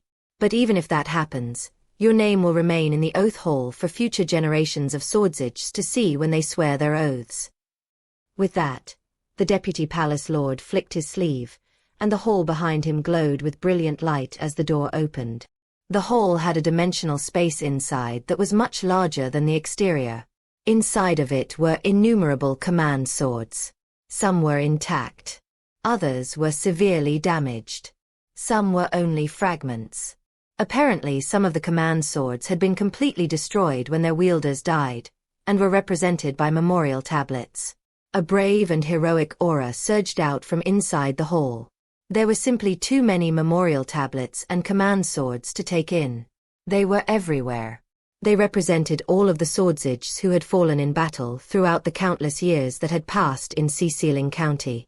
All of them had been top chosen among humankind, and each one had their own soul-stirring story to tell. Boo! When Xu Qing looked at the command swords and memorial tablets, his heart swelled. All of a sudden, astonishing soul fluctuations surged out of the hall, sweeping over Xu Qing. He could hear countless Swordsages crying out in the moment before their death, and he could see innumerable white-clad figures. They stood in front of humankind, prepared to die in battle rather than fall into retreat. It was absolutely stunning. Even as they died, they smiled and shouted at their enemies, reciting their oath without any regrets. "I am willing to become a Swordsage, loyal to my post, not afraid to sacrifice my life. I am willing to become a swordsage, never to betray humankind, always ready to fight. I am willing to become a swordsage, to fight for humanity, to defend my people. I am willing to become a swordsage, to sever the doom of dawn, to cause the light of heaven and earth to blossom. As the swordsage spoke, their words grew louder and clearer, like a natural music that could shake the universe. At the same time, the new swordsage standing outside of the hall began instinctively reciting the same words. Gradually, all of the voices combined until they were one united voice. It almost seemed like whatever lofty ambitions and heroic goals these fallen swordsages had left behind in death were now being transmitted through time and space in the form of a legacy. This was the oath sworn by new swordsages. At some point, Xu Qing left the swordsage palace, hardly aware of what he was doing, considering the words and images that continued to fill his mind. This was completely different than when he had joined Seven Blood Eyes. Xu Qing wasn't the only one having his experience. It was the same with the captain and all the other new swordsages. Even Zhang Xiyun. Everyone looked like they were in a daze. Xu Qing returned to the subsidiary sect and entered his residence. Only then did he start to recover. Looking out into the night sky in the direction of the swordsage palace, he took a deep breath. He knew why he was reacting in this way. The Oath Hall had been emanating astonishing soul fluctuations. There were too many heroic souls inside, and they didn't bear even a scrap of ill will toward the new swordsages. Some had given voice to their regrets, or goals they had never accomplished. By doing so, they were telling the new swordsages what it meant to be a swordsage. Xu Qing's heart was pounding. On the journey here, Chan Tingo had already given him a taste of how different the swordsages were from sect cultivators. Xu Qing sat there quietly, thinking about it. He wasn't inclined to instantly feel connected to any organization, whether it was his sect or the swordsage palace. Wherever he went, he always kept his guard up. He needed time to observe things before making a decision about anything.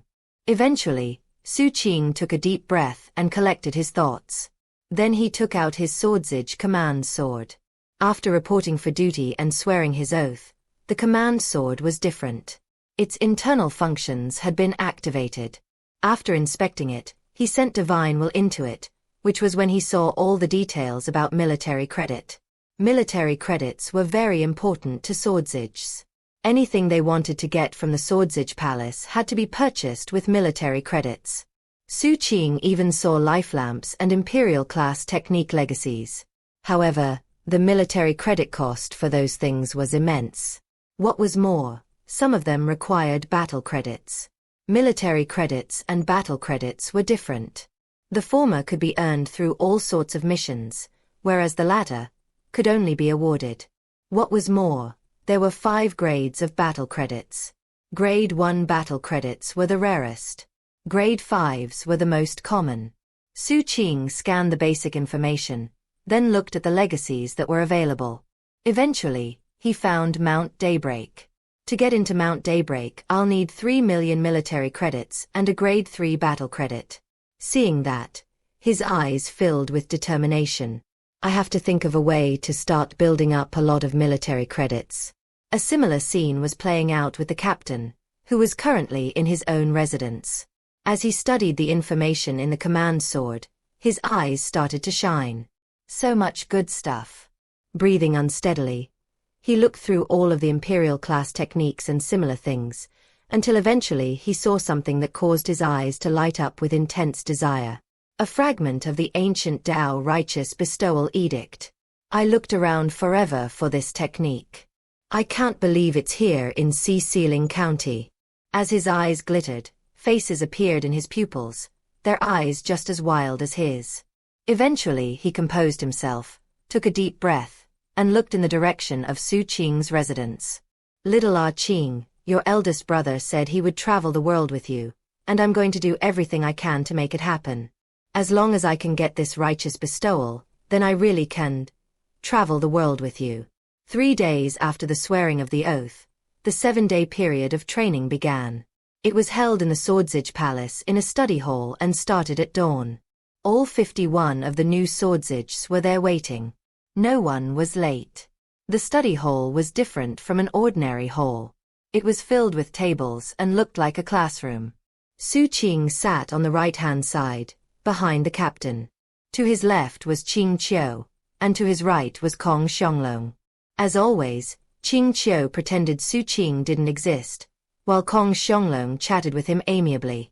Back when I was a servant, he said, I studied a lot of the things that they'll talk about in this training. They've come in handy on many of my missions throughout the years. If there's anything you don't understand, Xu Qing, just ask me and I can help. Xu Qing clasped hands gratefully. The captain turned around and eyed Xu Qing. You can ask me too, little junior brother. Kong Xianglong chuckled but didn't say anything. Xu Qing looked at the captain and nodded. The captain seemed pleased and was about to say more.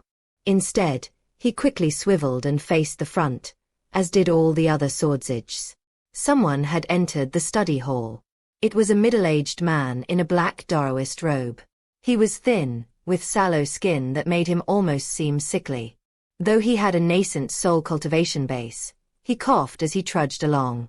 Walking through the desks, he reached the front where he sat down and looked out at the assembled swordsages.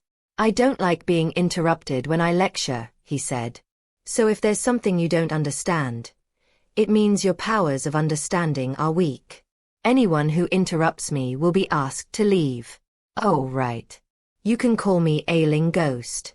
I'm responsible for teaching you a swordsage secret magic used for storing items. Ailing Ghost coughed again, and this time his blood sprayed out. There was a poison hidden in the blood that surreptitiously spread through the hall. Xu Qing's pupils constricted. 1. The title assigned to Xu Qing is a made-up title that essentially conjures the image of a high-ranking attendant of some sort. It literally means something like, follow along to keep a record of, and give, orders. 2. Memorial tablets are fairly self-explanatory, but if you haven't seen what they look like, they're usually small enough to fit on a table in front of an altar. Chapter 400. Poison Fiend in Action. The poison was colorless and odorless, making it very difficult to detect. Even someone with a bit of knowledge about plants and vegetation wouldn't easily notice it. Only someone who had specifically studied the Tao of poison would have the instincts necessary to detect it. For example, Xu Qing. He noticed the poison instantly, and frowned imperceptibly. It was a type of poison he'd never seen before, and he couldn't deduce the ingredients from the aroma alone. However, he could tell that the poison was contained in tiny globules, and that it was a complex mixture that wouldn't do much on its own. It needs to be combined with another poison to be effective. Xu Qing's expression was the same as ever, but inside, his guard was up. Though he didn't fear poisons, and also had plenty of his own poisons on hand, he was a cautious person in general. Therefore, he flicked his finger casually to scatter some of his own poison around him. It was just a precaution. Just in case this poison had some unusual properties, Xu Qing needed to be ready. With that done, he focused on the teacher. The other swordsages exchanged awkward glances in response to Ailing Ghost coughing up blood. However, Kong Xianglong sat up straight in his chair, a respectful look on his face. Being familiar with Ailing Ghost, he secretly circulated his energy and blood in a way that activated certain internal defenses. There were a few others who reacted similarly, but not many. Meanwhile, Ailing Ghost coughed over and over again. Looking very weak, he wiped the blood from his mouth. It's nothing, he said. Years ago I was on an undercover mission in Holy Tide territory when my cover was blown. Those bastards left me with a recurring injury, but that's all. It won't kill me. Now, about that swordsage secret storage magic I mentioned. It has many uses. Later on, you'll be going on missions, fighting battles, and participating in other activities that will require intelligence gathering and the transportation of important items. Whether you're undercover in an enemy camp or killed in action, you need a way to make sure that whatever items you're carrying don't get discovered. This secret magic will enable you to create a small dimensional space that belongs solely to you. Though Ailing Ghost's voice seemed weak, he spoke in such a way that everyone could hear him very clearly. The dimensional space will require a secret key to open. Every person's secret key will be different and unique. You'll be the one to decide what it is. By the way, remember to make a backup key. Don't worry, in all of the Swordsage Palace, only the Palace Lord is qualified to know the details about each Swordsage secret key. Others will only be given that information if it's relevant to a particular mission. Xu Qing was intrigued by what he was hearing. This way of secretly storing items was different than anything he was used to. Sitting in front of him was the captain, whose eyes were shining. Only the Palace Lord will know my secret key? What if I make the key a catchphrase like, defend humankind? That might be a quick way to make a good impression. As the captain pondered such matters, Ailing Ghost continued speaking. The backup key is to be used in case you die in the line of duty. That way, other Swordsages will have a way to open your dimensional space and access your final will and testament, as well as anything else you have stored there. The captain blinked a few times. Having come to the conclusion his previous idea wasn't a very good one, he cast it aside. The general description was now done, so Ailing Ghost went on to explain the details of the technique. Though he didn't permit anyone to ask questions, his explanation was extremely detailed. He meticulously went through every step. Throughout his lecture, he continued to occasionally cough up blood, and even sway back and forth in his chair. By the time the class was over, it was already late in the morning. Some of the new Swordsages were already testing out the technique. You're dismissed, Ailing Ghost said. You can go back and work on your cultivation now. With that, he stood. However, he had apparently stood too quickly, as blood oozed out of the corners of his mouth. Wiping it off casually, he walked to the door. Just before he was about to leave, he suddenly turned and looked back at the class. He smiled. Oh right. This class wasn't just about teaching you that secret magic. I also wanted to teach you an object lesson. You need to learn quickly that, as Swordsages, you always have to keep your guard up. Didn't any of you notice that I'm not wearing a Swordsage uniform? Have you noticed anyone walking around the Swordsage Palace without Swordsage uniforms on? Given that, wouldn't you expect this class to be taught by a Swordsage? Were you on guard? Were you ready? Have you forgotten 3 titles, 6 subtitles, and 69 chapters of Swordsage lore you learned about before swearing your oath? Whenever you encounter plainclothes Swordsages, the standard procedure is for that Swordsage to state their identity. It was a simple test. And that simple test has proven that some of you are still very inexperienced. With that, Ailing Ghost waved his hand. Instantly, about a dozen of the 51 Swordsages flopped to the ground unconscious. The rest of them remained in place, looking at Ailing Ghost. The captain, Qing Qiu, and Kong Xianglong were among them. Ailing Ghost looked at those who had not fallen. He smiled. If I really was an enemy infiltrator, then those people would be dead. This round of Swordsage training really is different from usual. That said, none of you seem to notice my unusual clothing, and therefore, none of you are up to standard either. Those who fell unconscious earn a score of substandard. The rest of you earn a score of average. Those are your test results. Ailing Ghost flicked his sleeve, and his clothing changed, transforming into a Swordsage uniform. Then he took out some medicinal pills which he distributed to the unconscious Swordsages. Finally he looked at Xu Qing and the others with an enigmatic smile. Apparently a few of you do meet the standard. Whose eye is this? Ailing Ghost reached behind his back and pulled his hand back out with an eyeball in it. The captain cleared his throat. And whose melon seed is this? And who does this strand of evil ghost will come from? And where did this hair suddenly appear from? And what about this strand of smoke? Did one of you little punks actually enslave a smoke white? Ailing Ghost looked at the captain, Dusk Spirit, Qing Qiu, Sir Mountain River, and Wang Chen one after another. All 5 of you earn a score of above average. Around that time, footsteps echoed into the study hall from outside, and 4 individuals appeared, pulsing with somber killing auras. Their swordsage uniforms were slightly different from the normal type, as they had black swords embroidered on their collars. They were obviously from the law enforcement department. One of them, a middle-aged man, coolly said, "Ailing Ghost, someone saw through your ruse. They contacted law enforcement and called us here to arrest you." Oh. Who was it? As Ailing Ghost looked over the swordsages with a smile, Kong Xianglong stood and clasped hands. "Well done, boy. Despite being familiar with me, you cast aside personal feelings to determine what was really going on. The test was harder for you considering you knew me. Your score is excellent." Ailing Ghost nodded approvingly at Kong Xianglong, then turned to leave.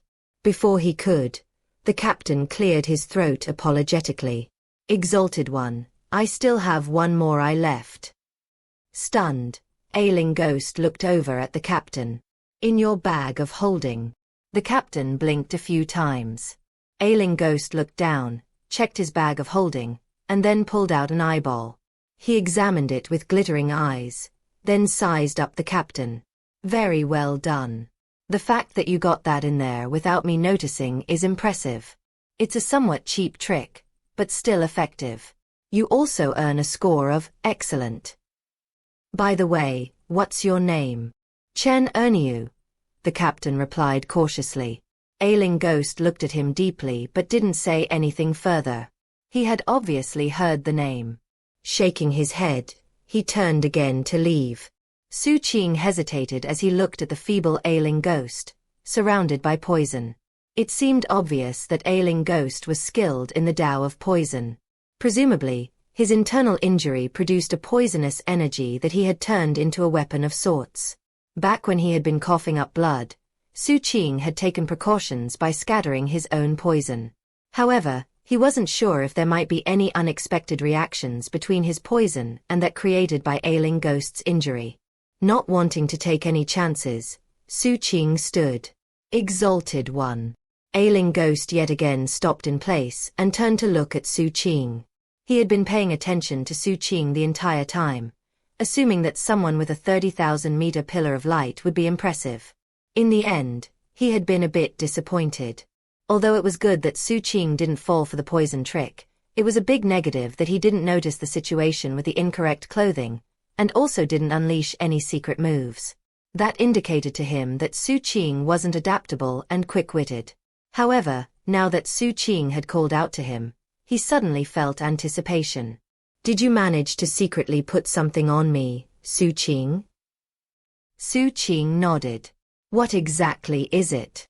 Ailing Ghost asked, curiously checking himself up and down, even his bag of holding. "Poison," Xu Qing said apologetically. Ailing Ghost's jaw nearly dropped. "A lot of poison. All mixed together. I'm not sure if it will cause a problem for your injury, Exalted One. What's more, I don't know what interactions could result from those poisons mixing with yours." Ailing Ghost was visibly stunned. "Exalted One, I think you should go find someone to purge the poison. Also, I should probably mention to my fellow colleagues that they've also been poisoned. I apologize. That said, none of them have internal injuries, and since the poison hasn't been activated, it can be removed easily." With that, he took out a large number of antidote pills and handed them out to the shocked swordsages. Then he clasped hands and bowed in apology to the astonished Ailing Ghost. "Exalted One, my poisons have already been activated in your body by your own poisons, so I have no antidote that can treat them. You should really hurry up and find someone skilled in the Tao of alchemy to help you." Silence reigned. Everyone was looking at Xu Qing, astonished. That included Sir Mountain River, Wang Chen, and even Kong Xianglong. Everyone. Only the captain didn't look the least bit surprised, and simply popped antidote pills into his mouth one after another. Then Ailing Ghost opened his mouth to speak, only to vomit up a huge glob of black blood. Then his face started turning greenish-black. The 4 law enforcement swordsages rushed over to support him as he left to find one of the Swordsage Palace's alchemists. The hall went silent again. Then the sound of people swallowing pills could be heard. Slowly but surely, the The swordsage who had passed out regained consciousness. When they were told the situation, they quickly began consuming antidote pills. Next, scraping sounds could be heard as everyone near Xu Qing dragged their desk away from him. Even Kong Xianglong did so, although not as quickly as Qing Qiu did. Xu Qing sat there quietly. He was used to being alone. Besides, at least he still had his eldest brother.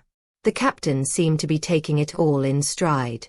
Ever since getting to know Xu Qing, he had made it a practice of keeping a lot of antidote pills in his bag of holding. Popping them like candy, he glanced over at Kong Xianglong. What's the big deal? These people clearly need a few lessons on strategy. When Kong Xianglong saw the captain looking at him, he grinned wryly. Bracing himself, he dragged his table back to its previous spot. Laughing heartily for Xu Qing's benefit, he took out some antidote pills and started consuming them. Xu Qing didn't say anything. The atmosphere in the study hall was quiet but also strange. Many of the swordsages were glancing at Xu Qing out of the corners of their eyes. It was easy to imagine how quickly rumors about this event would spread in the swordsage palace. Before long, they heard more footsteps outside the study hall. Then another swordsage entered. He was an old man, but not ailing ghost. He gave off an impression of immense strength, but at the same time, seemed grim and sinister. As he walked, his loud footsteps made it obvious how explosively powerful his energy and blood was. Upon entering, he turned and looked coldly at everyone seated at the desks. Finally, his gaze came to rest on Xu Qing. Are you the one who poisoned ailing ghost?